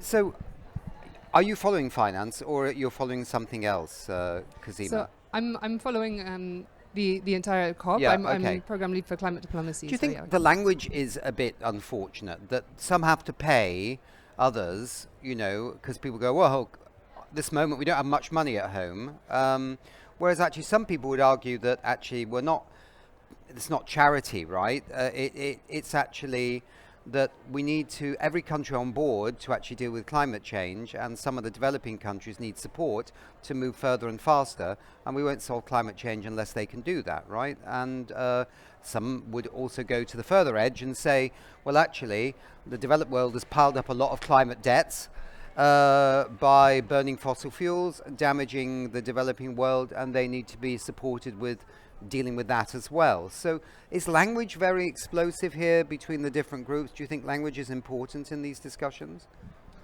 Yeah, language is definitely important, and I think the key to the Paris Agreement is based on the concept of common but differentiated responsibilities. So it accepts that some countries have more responsibility for historical emissions than others, and also more means to pay than others. What we're trying to do here at COP29 is find a solution where which is equitable, where the countries that can pay and deliver the climate protection and the climate action for the most vulnerable. Okay, Megan.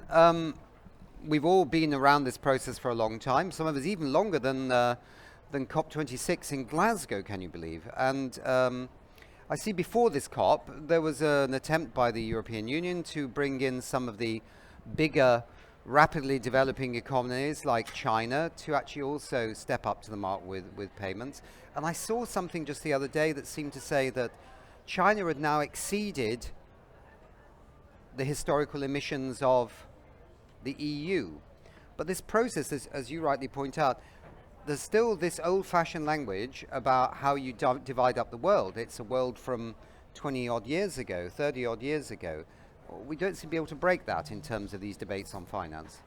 Yeah, I think that's one of the most difficult debates that's going on here, because I think there is a general understanding that the world isn't the same place, and that, you know, emissions of emerging economies have grown quite exponentially.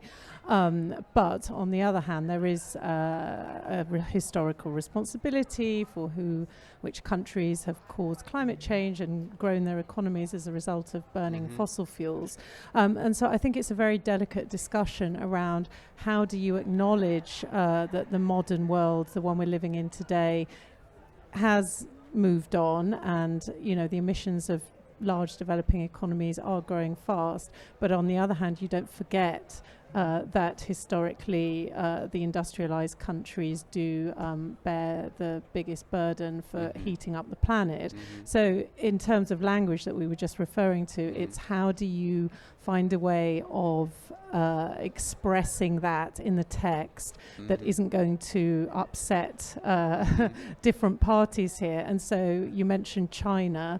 I think there's a feeling that China is putting money on the table already in terms of helping other countries, and it's happy to continue doing that, but it wants to do that on a voluntary basis, and it doesn't want to be put on an equal footing with the industrialized countries. And so it's around how do you incorporate financial contributions from large emerging economies and big emitters like China without labeling them, you know, with the same sort of responsibility as larger industrialized countries. Yeah. Bernard, do you get a sense that this standoff, I mean, the figure from this high-level group or whatever was what, 1.3 trillion a year or something like that? And then we've seen other reports from the Climate Policy Initiative out of London and saying that actually by 2030, global financial flows need to be 10 trillion, 12 trillion, right? So there's numbers going around that even show higher curves. Is this resolvable, if that's in the English language, between these different positions? Or do you think they'll resolve it in a fudge, you know, a kind of find a way, and then we'll have a little success at the COP? What's your instinct on this? My instinct, yeah. There is not much more at the time of the COP, I think, than instinct, because we don't really know where we're going to land tomorrow or in 1 or 2 days or 3 days, whatever. I think about the figures, about the numbers. One should not be afraid of these numbers. People are tossing around these trillions, and then people say, oh, trillions will never make it, right? So I think one has to distinguish what are we talking about, where does the money come from and where does it go? A lot of that is investment money. So it's not like if you go to any country, any industrialized country with tight budgets now, and if you talk about trillions, everybody will shy away and say there's no way in doing this, right? So you have to break it down and say how much of that we have the 100 billion now, or the promise of the 100 billion. So how much of that is going to be taxpayers' money? How much public money is going into that? How about private money? And so you have to really break it down into what is the money, where does it come from, and also where does it go? And there's a huge difference. A lot of that money is already flowing. It's already going into places like China. Infrastructure and things like that. Right. It just needs a little bit of extra money to green it. And a lot of these countries, even a lot of the developing countries, pay a lot of their own money into this, right? It's not like everything's coming from the global north. Yeah. So you have to kind of break it down, and once you break it down, it's still a huge task, one has to say that, if you come from any country with a tight budget. But it's doable, especially if you think of what other money we are spending on, right? Fossil fuel subsidies, 7 trillion, I think, a year, right? So spending on defense, well, that might be also a problem. So there's a lot of money out there, and I think it's true. And on the other hand, you see also a movement in how to get the money in, right? Lula and the G20 summit just came up with this billionaires tax, right? I think there are a lot of people in the industrialized country who would agree that that might be a good idea, right? So it's not like, I think one has to really look closely at what kind of money is this, where is it going, where is it coming from, and maybe we can change something in our own countries and our own budget to make it better and fairer world also, right? By doing this. Yes, because for a lot of countries in Africa, the loans that they get are sort of astronomical in comparison to what we might take as a loan from our local bank to extend the dog kennel or something, you know. It's really, really important. Look, it's a COP. And have we heard anything at this COP where we've gone, wow? Have we heard anything in announcements or something else where we said, oh, there's something a bit new here, or something's moving, or wow, I'm surprised? You put an expression on your face that would look positive. Yeah, I mean, I would say one big positive that we've seen at this COP was the UK's announcements of its NDC. So they have committed to an 81% reduction on 1990 levels in terms of greenhouse gas emissions. And this is in line with 1.5 degrees. This is exactly what we need to be seeing, more nationally determined contributions. So these are the kind of national climate action plans that every country needs to submit before February 2025. And by announcing early, the UK has kind of set the bar of what is needed. We're waiting for the follow-up kind of detailed plans of what goes into that. But this is based on kind of independent climate change committee recommendations, which if the UK comes forward with plans which are kind of economy-wide across sectors, then this will be a really great sign and kind of a model for others to follow. We've also seen a couple of other NDC submissions in the past couple of weeks, one before COP, that was the UAE, and then one during, which was Brazil. So these are actual submissions. Everyone seems very excited about the Brazilian one as well. I don't know. Bernard's not too excited, but... you asked for a wow moment, and I would say, well, this is a COP, right? You don't, very, very seldom you have wow moments at COP. At least I have had over the last 15 years, maybe Paris, but so I'm not so much into, I'm looking every day for a wow moment. I would be happy if there was a that's okay moment at the end, right? Because normally everything builds up to this last night, these last 2 nights, and then you come out with something where most people are unhappy with. But that's the deal of a compromise, right? So it is, in a way, the process is much too slow and much too not enough for the problems we're facing out there, right? I think it's been like that for 29 years now, and there's no denying that. So we are not living up to the task of climate change with this process. But on the other hand, that's the only thing we got. So, and somebody else said the other day, look at what multilateralism is in which stage is it now, this is one of the very few processes that really is kind of working at least and kind of delivering. If you look at the WTO, nothing's happening, right? So let's not forget that this is challenging environment out there and what Sri's meaning. No, fair enough. I mean, but it's a very challenging environment out there, but the science tells us we need to halve emissions by 2030, and what we're going to get here is not going to do that. So then where do we look? Do we kick it down the road to Brazil? Lots of people said even before this COP, this one, it's really going to be Brazil. I'm thinking, yeah, but then that's just 4 years to halving emissions by 2030. Sorry, I'll come to Megan in a second. Rob, you want to say something on this? Yeah, I think one thing that I do want to say, one thing that this COP has been, I think, is a bit of a reality check on the financing side of things. So there is so much goodwill in the negotiations to find an outcome that can work for everyone. There is also, I think, a realization of the scale of the challenge. And I think, it took us, pointing to the points around multilateralism, it took us so much time to get the Paris Agreement. And we know that there are lots of challenges to multilateralism, and we know that the outcome of this COP is unlikely to respond to the enormity of the needs facing developing countries. So how can we do as much as we can this COP and then create a pathway forward? And that goes for both ambition and finance.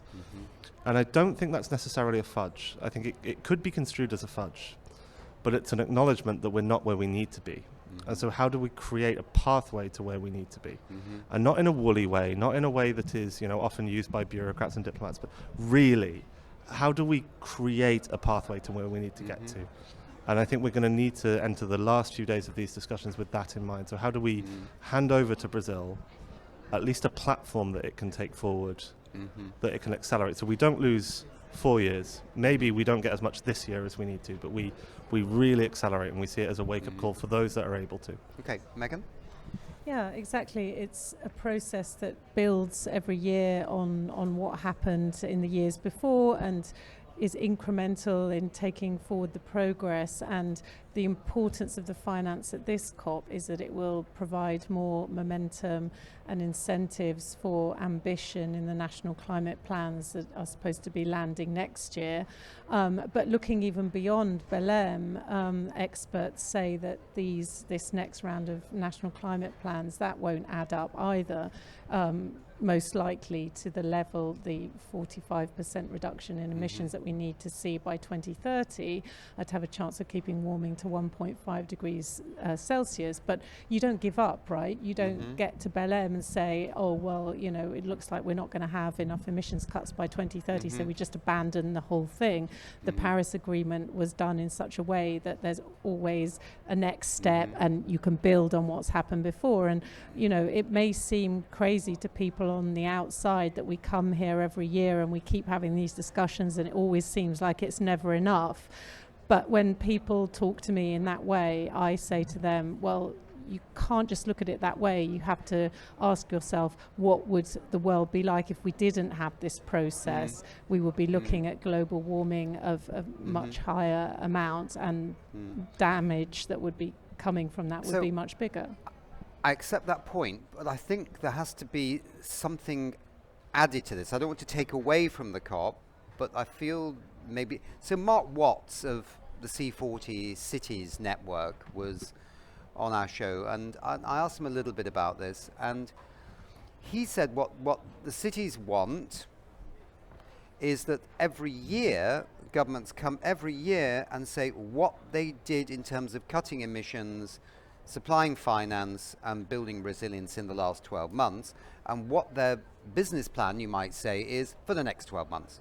So there's kind of constant accountability about what you promised you're going to do, rather than waiting for stock takes every, is it 5 years or whatever, yeah? So something a bit different that's a bit more nimble, and you say, okay, we cut emissions by this much, or yeah, we're a bit off target right now, but we're going to try, a bit like what they do in the UK, right, with the Climate Act, where you keep recalibrating. Maybe that's where he got the idea from. Keep recalibrating where you are on this path of your NDC. I think it's a perfect example with the UK and the Climate Change Act to see why it does not work here. Okay. Because the UK is a nation, is a country, right? It's a national country. You have a parliament, and everything's fine. If you have a majority in parliament, you can change things. Here, you have 197, 98 countries, and you have to agree on everything. So these things, I mean, people can come up with a lot of good ideas how to make things easier and to make how to work. But even if you have one, two, or one important country, everything grinds to a halt, right? Mm-hmm. So this is the process, and one has to. I would rather say, and people have been quite inventive, I think, over the last decades to kind of build things around the process when it's too slow, right? Mm-hmm. The build-up of renewables in the real world was not created here. Mm-hmm. It was because the guardrails were created here, and then capitalism kicked in, if you like it or not, right? And so I think that is the only way forward, instead of thinking here, well, in an ideal world, we would do this and we would do that. In an ideal world, we would have majority vote here, and things would go really, really fast, right? If you have 140 countries in Dubai who wanted to have something like phase out fossil fuels, and you would have a simple majority, we would have that, but we don't. So, you mentioned the UK's NDC. Ed Miliband's the minister responsible, Secretary of State responsible for climate change, said in his remarks at a methane meeting that the UK won't be able to achieve the 81% unless they also act on methane. And I only bring up methane as either journalists or kind of people in the rooms observing. But it seems to me in the last 2 years, the issue of methane has suddenly gone like that, right? Because it's a short-lived climate pollutant. It hangs around for, not that long. Maybe it's 90 times more polluting, or 80. We had Sir David King, the former chief scientist of the UK, saying it was 120 times.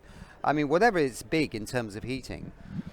And I get the feeling that some governments are so nervous about actually achieving the halving of emissions that they see methane, a sprint on methane up to 2030, as a possibility of getting somewhere closer to that halving of emissions. Do you get that sense? Anybody watching this methane story evolve or not? I mean, I think we need action on methane to reduce those emissions. It's a very powerful greenhouse gas, but we also need action across the board. It can't just be action on methane. It needs to be action. One accepts that, yeah. It's just that in the past, methane it only gets 2% of climate finance. It was kind of parked over here in some institutions of the UN, interested. But now it seems to be bursting out a bit into a big policy decision. I think there's a pledge, a global methane pledge, to cut methane emissions. I think it's 30% by 2030. Yeah. But I think methane's an interesting example of where the private sector could actually do a lot more, because the oil and gas industry knows how to reduce methane emissions from oil and gas production. It doesn't really cost them anything either, because they could use the methane. It doesn't cost them anything, exactly. And so this is somewhere where I think governments could really try and put pressure on the private sector to step up and do a lot more. And these companies are not short of money. They don't need funding from here, unlike many vulnerable communities and people. I'm being told, by the way, that we're just getting over the line. So sorry guys, I'm going to take another minute and a half. I do apologize. But any last minute closing points as we head towards this, which in the short time of 30 minutes, we've heard about the finance, we've heard about the NDCs we've heard so far. We talked a little bit about, what would we do with the COP, because we know there was a paper a few days ago which got really negative press. And I mean negative press not just from the press, but almost from everybody else, but by some smart people. So we've got 2030 coming. So there is a bit of nervousness, I think, in the world on this, among all the other issues out there.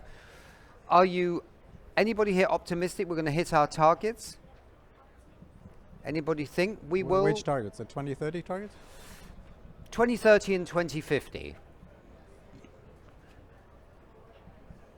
That was a no? No, I'm not optimistic. Okay. On the 2030, I'm not optimistic. Okay. I'm also not optimistic on 2030, but I think if there's a sea change of recognition don't act, that if we don't act faster, we will be in great trouble. Then maybe by 2050, we will have got our act together. Okay. Yeah, I think we're in a very difficult situation right now, but this is where we really need to see leadership. With Brazil coming in to take over the COP30 presidency, we need to see that drive on sectoral ambition, on finance, on subnationals, empowering subnationals to take action. And if we see those things, and also kind of more regular review moments, as you mentioned, that can help us increase ambition from where we are and hopefully get closer to that target. I think you're hearing consensus 2050 looks better, but less time to lose. Yeah. I'm sorry, guys, we run out of time. It goes so damn quickly, but this was such an interesting conversation, and I'm not sure that any other TV channel has had this kind of conversation. And I think the audience will have learnt a little bit about, from your intelligence, how complicated this damn thing is. And shifting 190 countries from over 2 centuries of fossil fuel dominated development is far from easy, but we need to try. Great, thank you very much indeed. Thank you.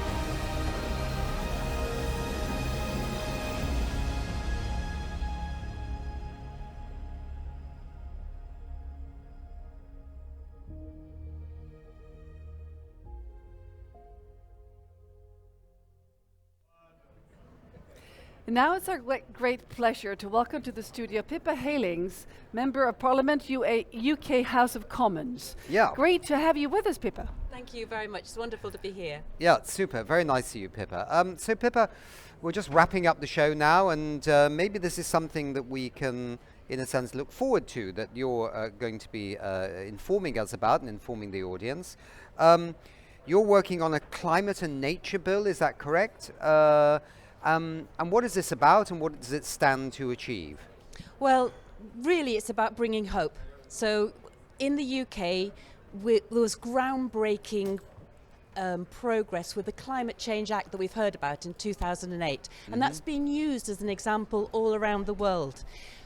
What we now need to do is recognise that as we haven't moved fast enough on reducing, our carbon emissions, climate change is now the greatest threat to nature, to wildlife at land and at sea. And at the same time, when that's getting destroyed, we're losing the carbon sink, the natural ability to help us to fight climate change, as well as adapt to the climate shocks that we can't avoid, which is like flooding, heat waves and storms, coastal erosion, sea level rise. Nature provides us natural defences to that. So what we have to do with a Climate and Nature Act is make sure that our government responds to both at the same time, both the need to reduce our carbon emissions and to recover nature. Right, because in a sense they're both at risk at the same time, but they're mutually reinforcing in terms of opportunities for solutions. So you're kind of fighting with one hand behind your back if you just take the climate angle and forget about the nature one, and the hands both come out with the act, yeah? Yeah, absolutely. So what you find is people just see these as naturally things that should be happening together. It's common sense. Yeah. Yet we've got conventions, the UN conventions. Yeah. One is on nature and biodiversity, one is on climate change. Finally, they've admitted and recognized that we've got to work on these both together. And so what we need to do at home is to be able to bring those together. Yeah. So I think it's good, because it was always recognized in the Paris Agreement that there's no way you could achieve net zero without restoring nature, making sure and looking after nature you have and restoring the nature you've lost, because it is both a technological challenge, is cutting the emissions, but also a nature story as well, because nature, absorbs the emissions. So the whole Paris agreement is about restoring the balance of our planet to what it was before the Industrial Revolution in a post-industrial setting, as it were. And so it's, how are you going to pilot this act through the House of Commons? So it's coming through a private members bill. So we've got the Liberal Democrats. So we have an MP, Ros Savage, who is putting this forward. Backbenchers get the chance to, through a ballot, to put a piece of legislation. Yep. So this is coming in January. What it means is there has to be more than 120 MPs in the room who will support this legislation. It's on a Friday when normally MPs are back in their constituencies, you know, representing and working with local people. So it's asking them to go back to Parliament, be in the room to get the second reading of this piece of legislation through. Right. And if we get it through, that means that then we would be able in April to have a much deeper piece of work on this primary legislation. Right. And what it means is, really, people already are concerned about nature. They're backing this in their hordes. So we've got local councils backing it, we've got cross-party support, young people. So they're all saying, I want my MP to be there. I want you to go back to Parliament, make sure that this gets past its second reading. And how will you, I mean, if it does go through and it does succeed, and perhaps even if it didn't succeed, you're putting down a marker, right, in the UK on this. What about the rest of the world? Could they be inspired by this? Could be something that you could then bring, the UK government could bring back to a COP in the future and start floating this idea as a more general concept? You know? So like I was saying, the Climate Change Act in 2008 was groundbreaking and many countries followed that. Yeah. I think this could bring the hope we need right now because nature is in crisis as well at the same time. And many of the efforts now to move forward and accelerate on carbon emissions technology could actually impact nature. So we've got to make sure that we do this thinking at both at the same time. Right. So we've got to keep the Amazon forest as the lungs of the planet. And at the moment, the Brazilian part looks as if it's tipping over into being an emitter rather than a sponge that soaks up that carbon, which tips us into all sorts of catastrophic scenarios. Right. So across the world, we could have climate and nature acts that are looking at both of these together. But I have to say, I having worked in many countries, and many of them have got more biodiverse countries and landscapes than we have. They've looked after their nature far better than we have in our country. So we're actually learning from them. But perhaps this legislative approach is one thing that we could share. Yes. So sorry, no, you carry on.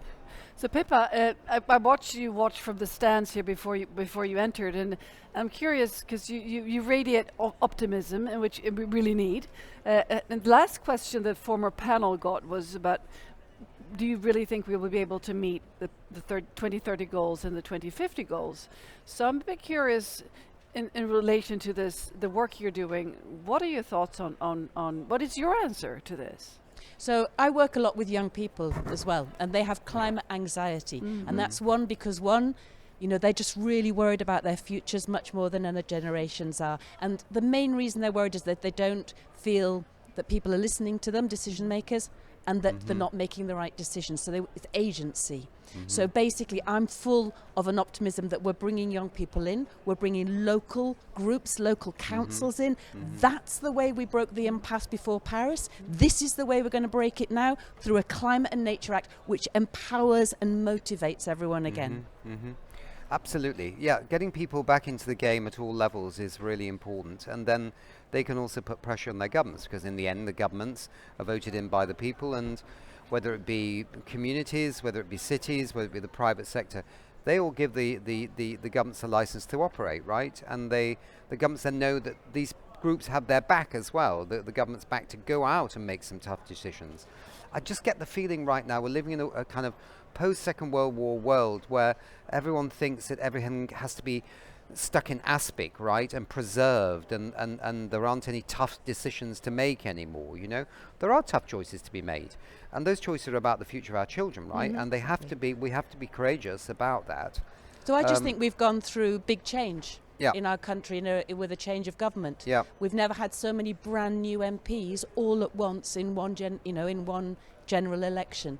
And that in part was a rejection of what had been happening with the previous government, but I do know that that was also in favour of a different future. Yeah. So some have called that almost a climate election. There were many, many people who were voting tactically, one for how we get that change in government, but also, is this the best person to represent me, to stop the rowing back? There'd been a breaking of the political consensus around climate change in our country. Yes. And polling showed people weren't in favour of that. So we can get that change.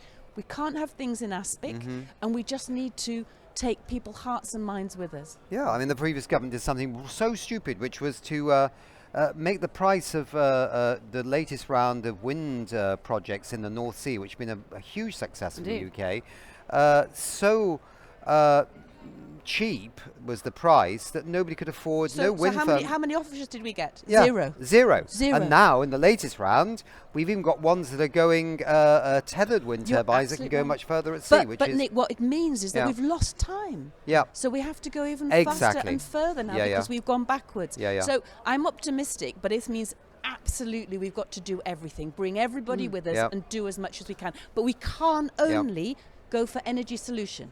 So this is what we would say to the Labour government as well. We've got to make sure this is across all sectors. Yes. And we've got to bring nature on board. That's right. It's the whole economy. The whole economy. Yeah. Pippa, thanks so much. We run out of time, but lovely to see you, and really best of luck with this private members bill, and hope it succeeds. And we'll certainly, if you keep in contact with us, we'll certainly be help to promote it a little bit through We Don't Have Time. Well, that'd be and fantastic. We're happy to lend our social media power to it, and let's see what we can do. Thank you. There are so many campaign groups, 0 Hour, others behind us on this, so amplifying that voice will be fantastic. Yeah, super. Thank you. Excellent. Thank you so much. Now let's move on.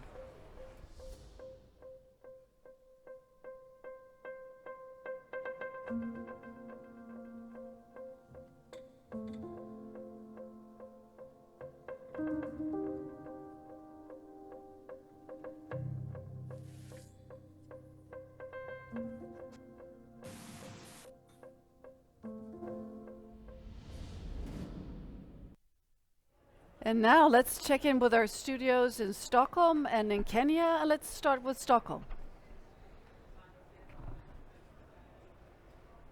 Hello, Baku. Hello, hello. This is Stockholm. Good. Now I have Ingmar here with me.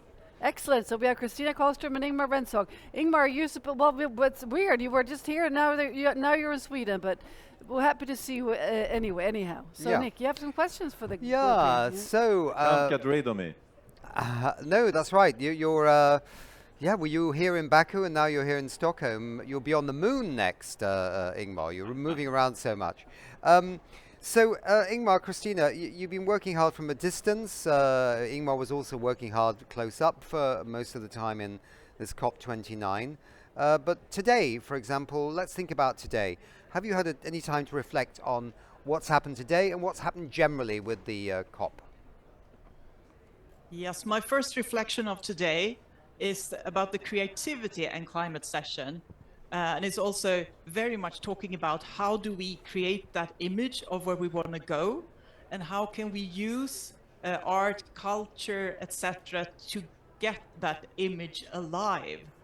And I used to go to the Stockholm School of Economics, and we had Emma here from them, and they have now they have literature and art as subjects.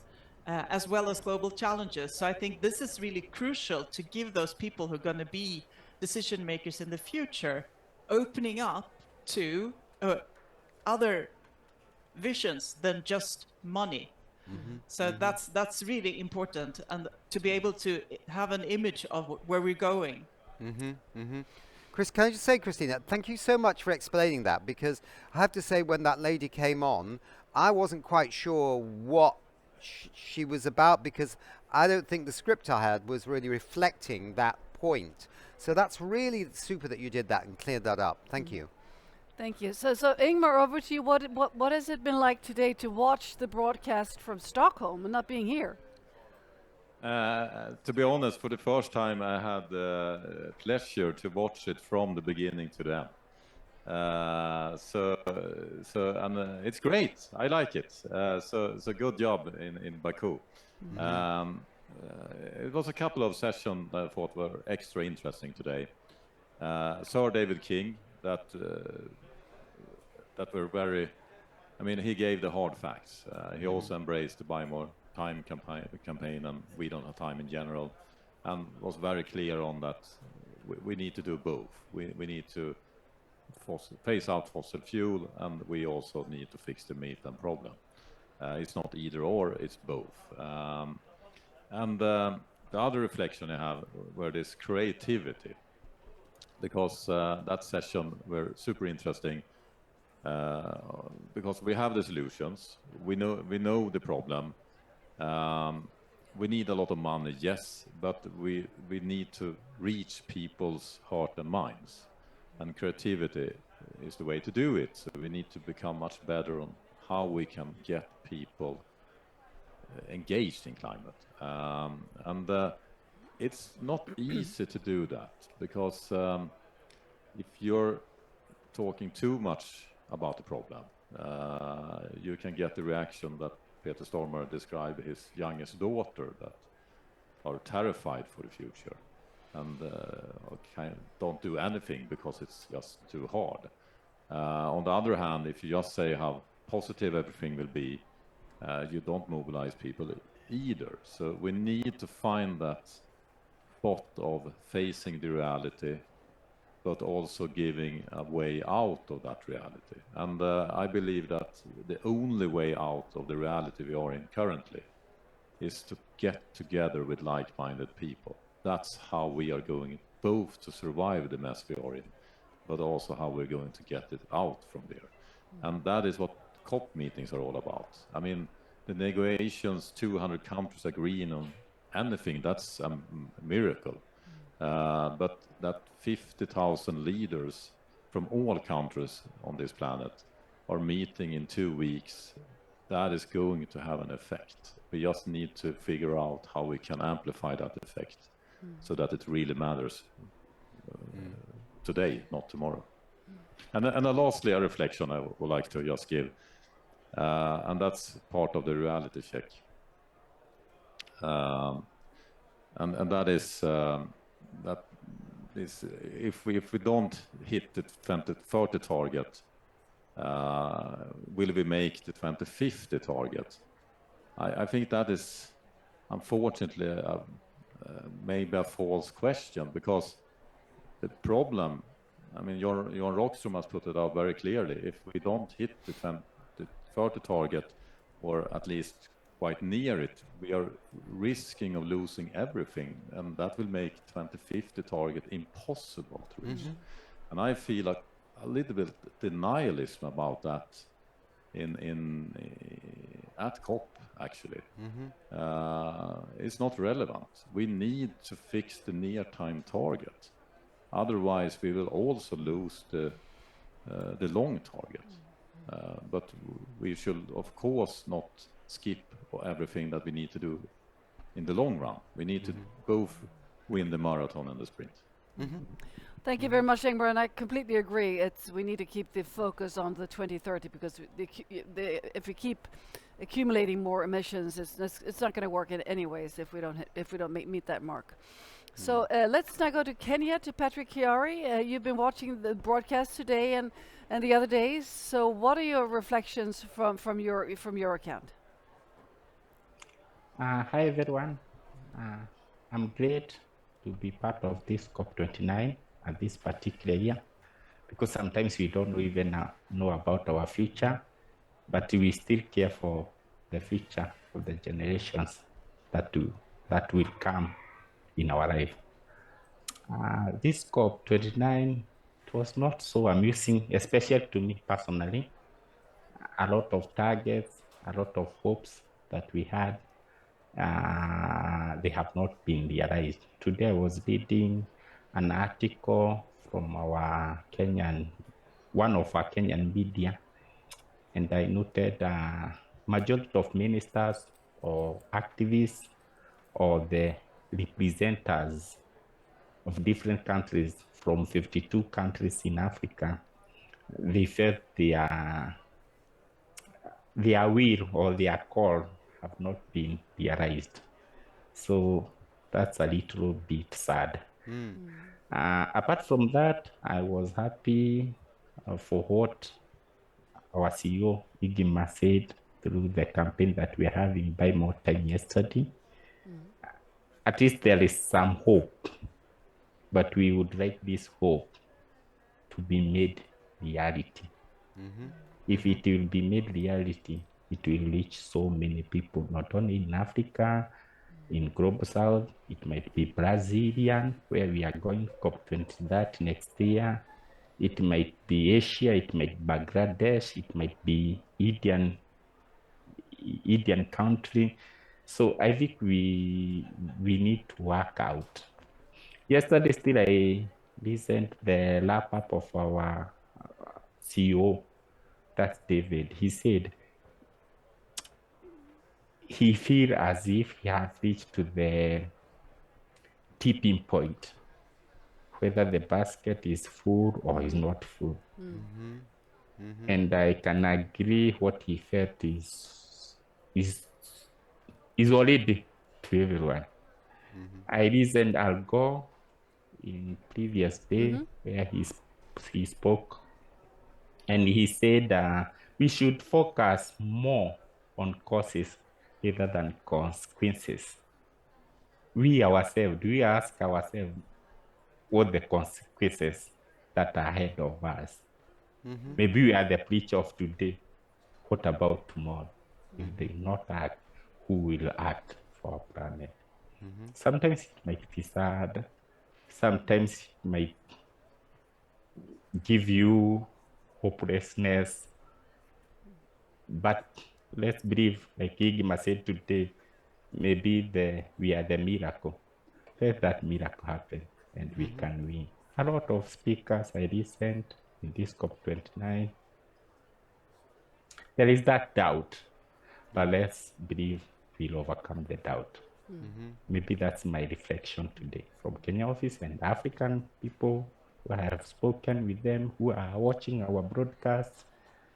They are having that heavy heart in them. I think whoever listening me, whoever watching me, or whoever watching us, is the right time we are. We don't have time. We might buy time, but we need to do more so that hope can be realized. Not only for us, maybe we don't have much years to live, but how about our future generations? Thank you. Indeed, thank you. Well spoken, Patrick, and thank you for your work in the Kenya chapter and the representing us in Africa.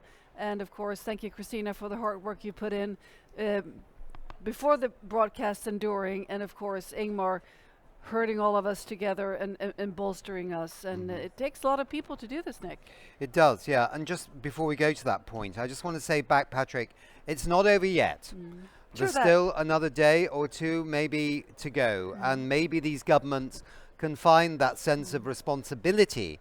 And this is what it is. It's about responsibility to actually make the right decisions to move this thing forward. So let's keep our fingers crossed, yeah. But it does take a lot of people, right? It takes a lot of people to make these broadcasts happen, and we don't have time. I say a lot, it's not thousands, it's not a cast of thousands, it's not 1 million people, but it's a significant but relatively small number of highly talented and unbelievably patient people to actually get these broadcasts out every single day. It's like a duck, you know, you can't see all that effort under the water when the duck is on the pond, but there's a lot of ducks in our team and all paddling away under the water. So let's come on stage. Come on, all of you. And join so us. the audience can see us. Join us. Show your faces. Yes, Sarah, Marin, Victor, Petter. Yep, Ulf, Hampus. Yep, Western, come Carl. in here. Do they fit? Do they all fit in the picture? There we go. This is a dream team, huh? Ah, yeah. And Marcus is there on the magic of Zoom. Yes, and we have Ingmar, Christina, and Patrick. And actually, and there's Mario. Yeah. And I know we were missing David. We're missing David, yeah. Just have you pointed out that we're on the magic of Zoom for them, and they're on the magic of Zoom for us. Thank you. It's a perfect circle. And he had to leave because he had to manage the cameras. So with that said, we've had viewers from 160 countries all over the world, millions of viewers these 2 weeks. We believe and we know that we created an impact. The methane campaign that we've been running and will still be running, don't forget to sign up for it, by the way. I think it's played a part in what's happening here in the methane discussion. We don't know, but we think so. And of course, we have been sharing all this on different social media channels, and you can revisit and rewatch all of this content on wedon'thatime.org. Yeah, and I'd also just like to add, Katarina We're getting tired. Rolfsdotter Jansen, that the number of people that Ingmar and I and maybe others met in the corridors here from Ethiopia, from many different countries, who patted us on the back and said, "We watch We Don't Have Time, you're doing a great job," and a lot of my friends are watching too in Africa and other continents. So, yeah, that's really super. So thanks very much. Yeah. And again, you can find all the content on the wedon'thatime.org, and we have this AI search engine. So just type in any topic, any speaker's name, and the AI search engine will find it. And you can watch it and rewatch it and share it. Okay, and I think we have to, now it's getting playful, we're going to basically end this broadcast from Baku by giving the word to the youth. And before that, we give the word to Ingmar. Oh, do we give the word to Ingmar? Yes, we do. Again? Ingmar first. It's a special greeting from the last day that he spent here at the COP. Yep. And after Ingmar, we have the youth. Okay. And that's why we're doing this all for the next generation. As Ingmar says, read the script, Nick. Read the script. So over and out from Baku, and thank you very much for joining and watching. Bye-bye. Bye. Okay, there we go. Well done, guys.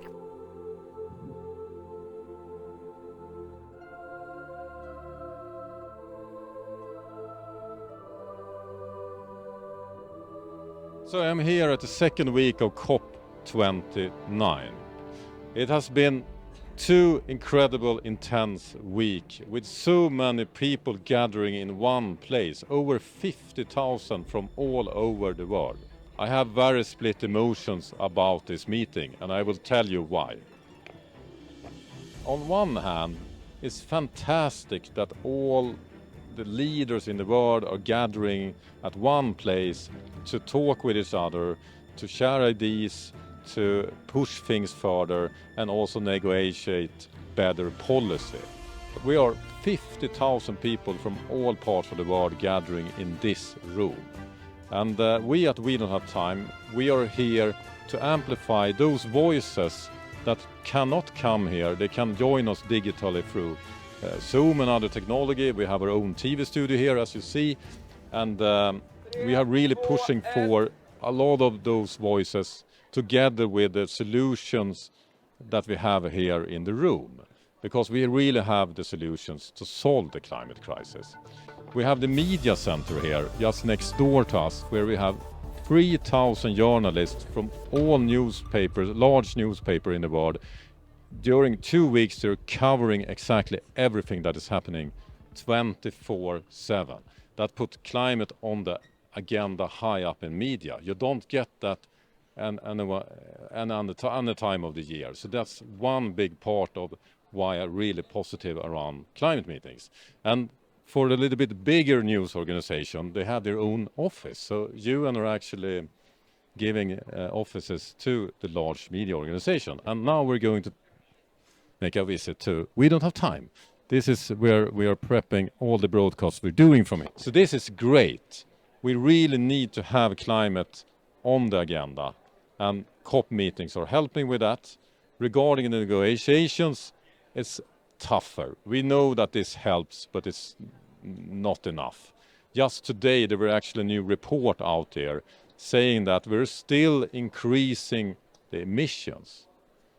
And it's not even flattening out. It's increasing every year, including the year 2024, globally. This is very, very bad news. So my split feelings with all this is that despite this bad news, people are positive here. People are fired up about amazing solutions. We're moving into clean energy. Transportation are going electrified. We have also a lot of new solutions to capture methane and other things. People are quite positive and fired up about it. The problem, it's not going to happen fast enough. And what we are not talking about here, first I thought it was very positive, but in this second week when the negotiation seems to getting stuck, etc., no one talks about Donald Trump. We have a climate denier in the world's largest economy that will leave the Paris Agreement, and this means that this will probably be the last COP with a US president. I mean, the US president is not even here, but it will be the last COP with US in the Paris Agreement until it's too late to solve the climate crisis. I don't see that mentality. Instead, I hear like, okay, it doesn't matter so much if we're not moving it too fast this COP because we will have a bigger COP in Brazil 1 year from now. But we don't have 1 year. The political climate will be worse 1 year from now. So in order to solve the climate crisis, we can't focus on all the negative stuff. That will not motivate people. But we can't only focus on the positive stuff. We need a reality check. And the reality check of the climate agenda is that it doesn't work. We're not going to halve the emission before 2030. I had this panel talk with more than 100 investors in the room. And I asked them, do you believe that we will halve the emission before 2030? 2 people raised their hand. 2 people. The Guardian did a survey among thousands of people active in the climate solution space before COP29. And they got 6%. And that was before the US election. That was before we have a climate denier in the White House. So if we don't believe we will halve the emission, we must realize that we're probably going to hit all the tipping points and most of the action will not matter enough. So what can we do? And the good news, meetings like this are actually speeding up those ideas as well. But I would like it to have more focus on what to do instead. We at We Don't Have Time, we are here not only to amplify all the voices and all the solutions, we're also amplifying and launching a new campaign called Buy More Time.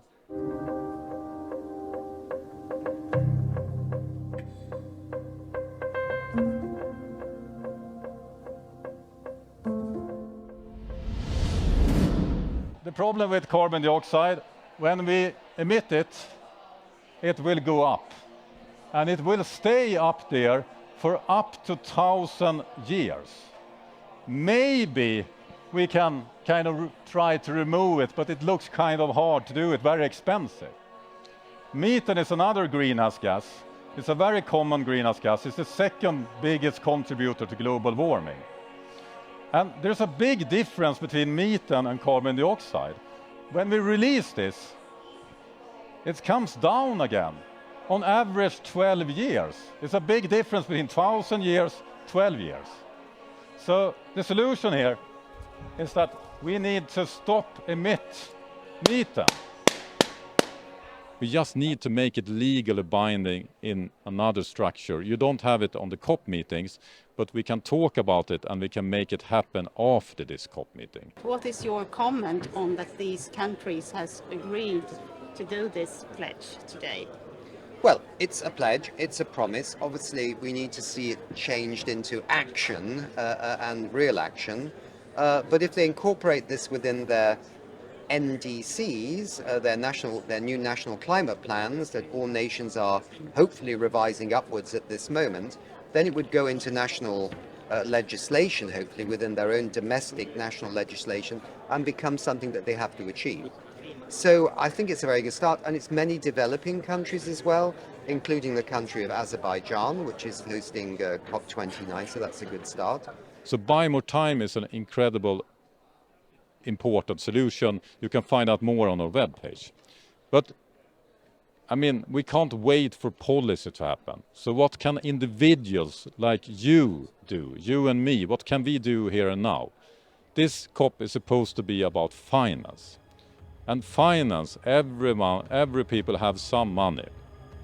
You can move this money. Every day you use your money, you can make sure that the money goes into those that are doing better things.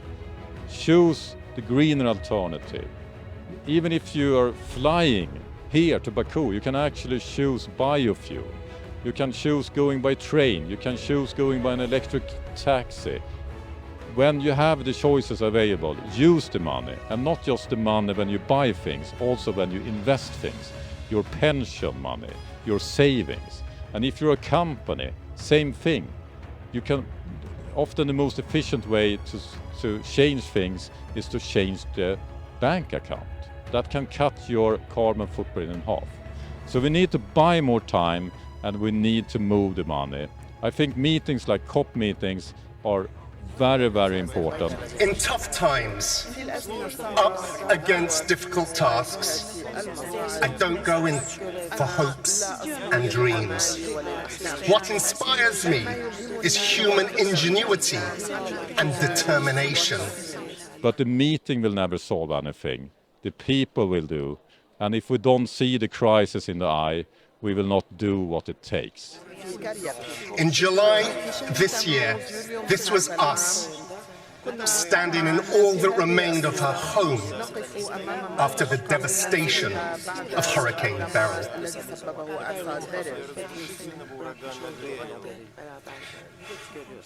At 85, Florence has become one of the millions of victims of runaway climate change this year alone.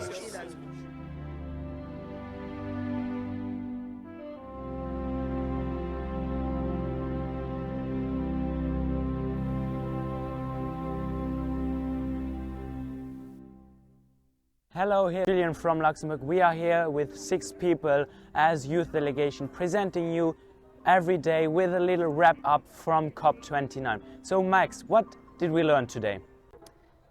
First, we were in a plenary session with former US Vice President Al Gore, who after losing the 2000 US election to George W. Bush, pivoted his political career to focus on the dangers of climate change. Vice President Gore presented to us his new initiative, Climate Trace, which compiles detailed data concerning where and when climate emissions come from.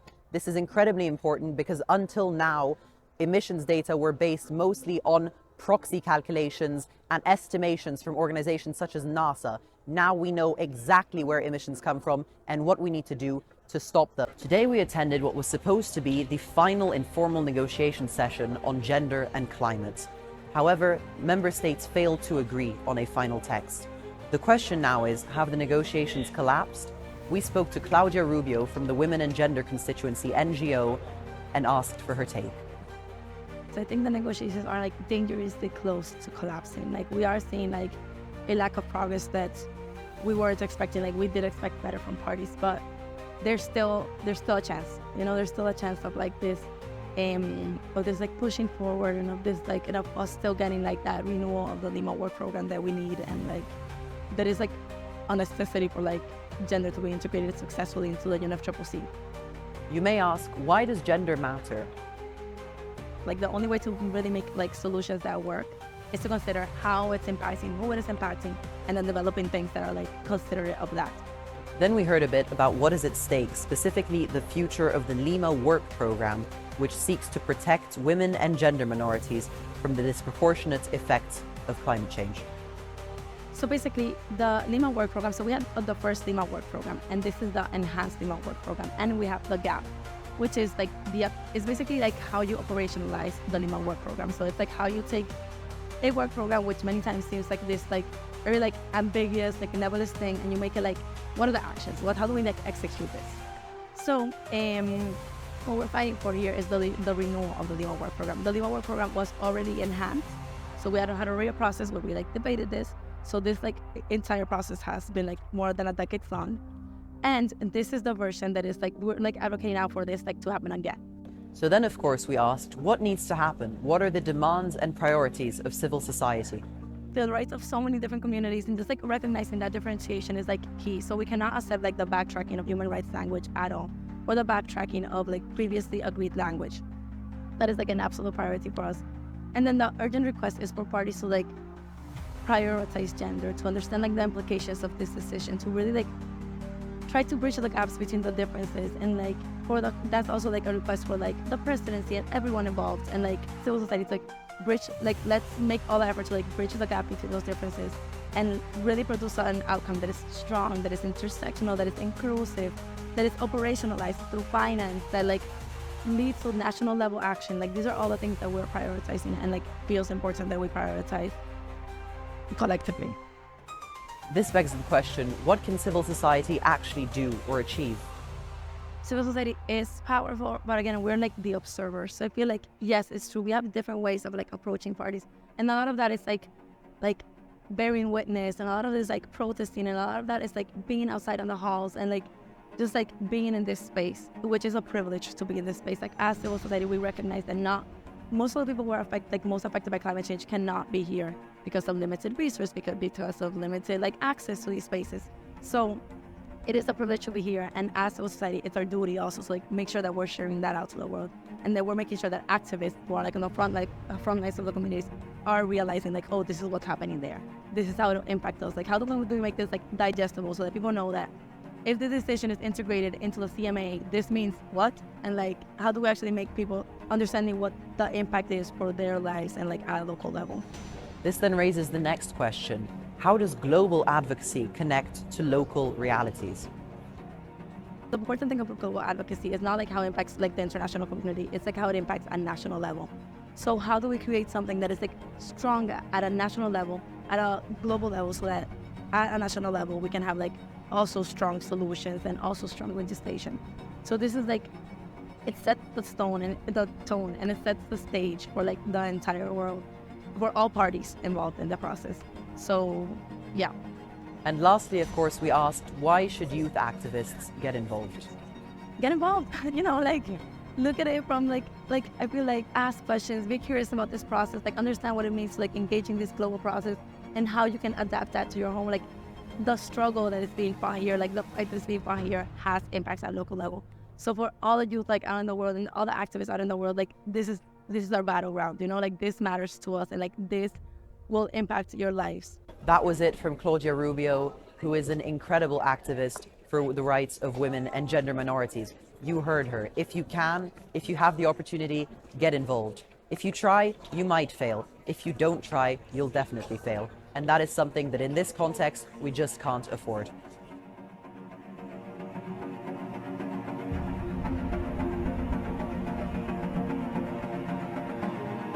The next 2 days at COP are very challenging, but let's hear from two of the delegation members, Julian and Max, what happened at COP29. We've just come from the European Union's press conference where we discussed different perspectives on the draft text that was released by the COP29 presidency this morning. We spoke as well to the head of the Panamanian delegation, who told us that this text doesn't bring us closer to mitigation, but rather to extinction. We also asked him for his message to young people. Here it is. So clearly the negotiations are not where they need to be at the moment. We were wondering how you would explain that to young people and what your message is to young people who care about the climate. We're failing you. We have been failing young people for the past 32 years, and it feels like we're failing young people once again. However, we still have 2 days of work, and I want to remain optimistic that we can get it across the line. I want to remain optimistic that we're going to get a finance goal. I want to remain optimistic that we're going to have a strong provisions on mitigations, because otherwise we're just stepping further and further and further into extinction, and that is just not acceptable for Panama, it's not acceptable for the developing world, and it's not acceptable for the young people and civil society. He clearly says that the older generations are failing us, Julien. He clearly states that this isn't enough and things must change in the next 2 days. What is your perspective on this new text? So the new draft release this morning came pretty late and with a vast vision. We clearly need the $1.3 trillion for developing countries, and the agreement shouldn't be optional, but it needs to be mandatory. Yeah, absolutely. So for some context, the text is still quite vague, has lots of different options. The first option is quite solid, actually. It defines who needs to pay up, so developing countries, how they need to pay up in grants rather than in loans, and where that money needs to be spent, so developing countries rather than developed countries who will pay that money. The second option, however, which is more likely to be chosen, includes none of these things and barely includes an increase on the last goal at all, which is barely 1/13 of the amount we need to properly adapt to climate change. As Europeans, we're obviously wondering where our continent fits in all of this. So Europe stands divided. The climate commissioner said that this draft is unacceptable, although that our delegates push for these visions in this draft. Yeah, so that begs the question, what's going on in the European delegation? Why are they pushing for one thing and then calling it unacceptable when it comes? There have been suggestions that the European delegation came here unprepared, but with Wopke Hoekstra's domestic reputation, that seems unlikely. The more likely thing is rather that the European delegation stands deeply, deeply divided. The EU is meant to speak at these global forums with one voice, one vision, and one opinion. However, it seems to me that Wopke Hoekstra is spending most of his time balancing the different opinions of member states rather than speaking with the European voice, and this is causing him multiple issues. For example, the European Union still has not come out with a clear funding goal, a numerical goal for the climate funding. Rumors have said that they're aiming for 200 to 300 billion, which isn't anywhere near enough, but they haven't said anything official, and they probably won't until the very end of the negotiations. There is clearly a deep, rotten problem inside the European delegation, one that must be fixed and one that we must repair in order to speak with a united voice at these events and carry out the will of the European citizens so that they are well represented at these forums. That's it for today's updates at COP29. Stay with us for last day at COP29.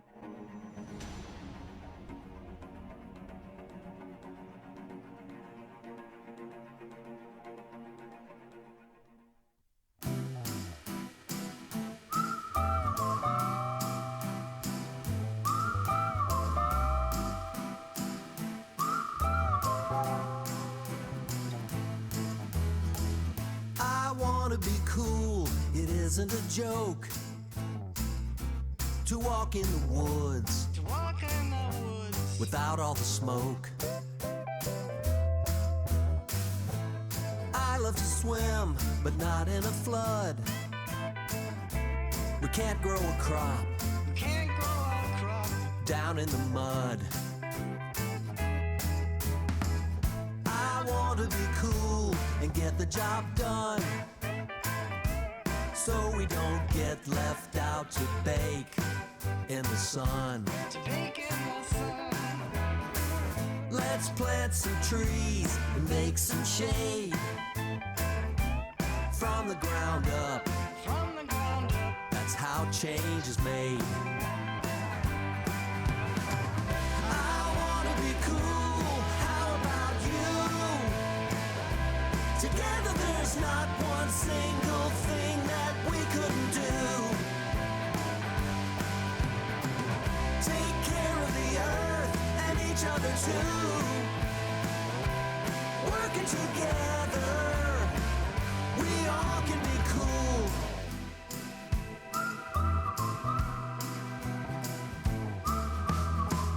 I wanna be cool, it's gotten too hot. I'm joining the movement to save what we've got. So every girl and every boy can live a good, long, healthy life and find some joy. I wanna be cool, how about you? Together there's not one single thing that we couldn't do. Take care of the earth and each other too. Working together, we all can be cool. Leaders, it's time to lead. Listen to your people in need. The whole world is sweating this out. Can't you hear your kids starting to shout? I wanna be cool, how about you? Together there's not one single thing that we couldn't do. Take care of the earth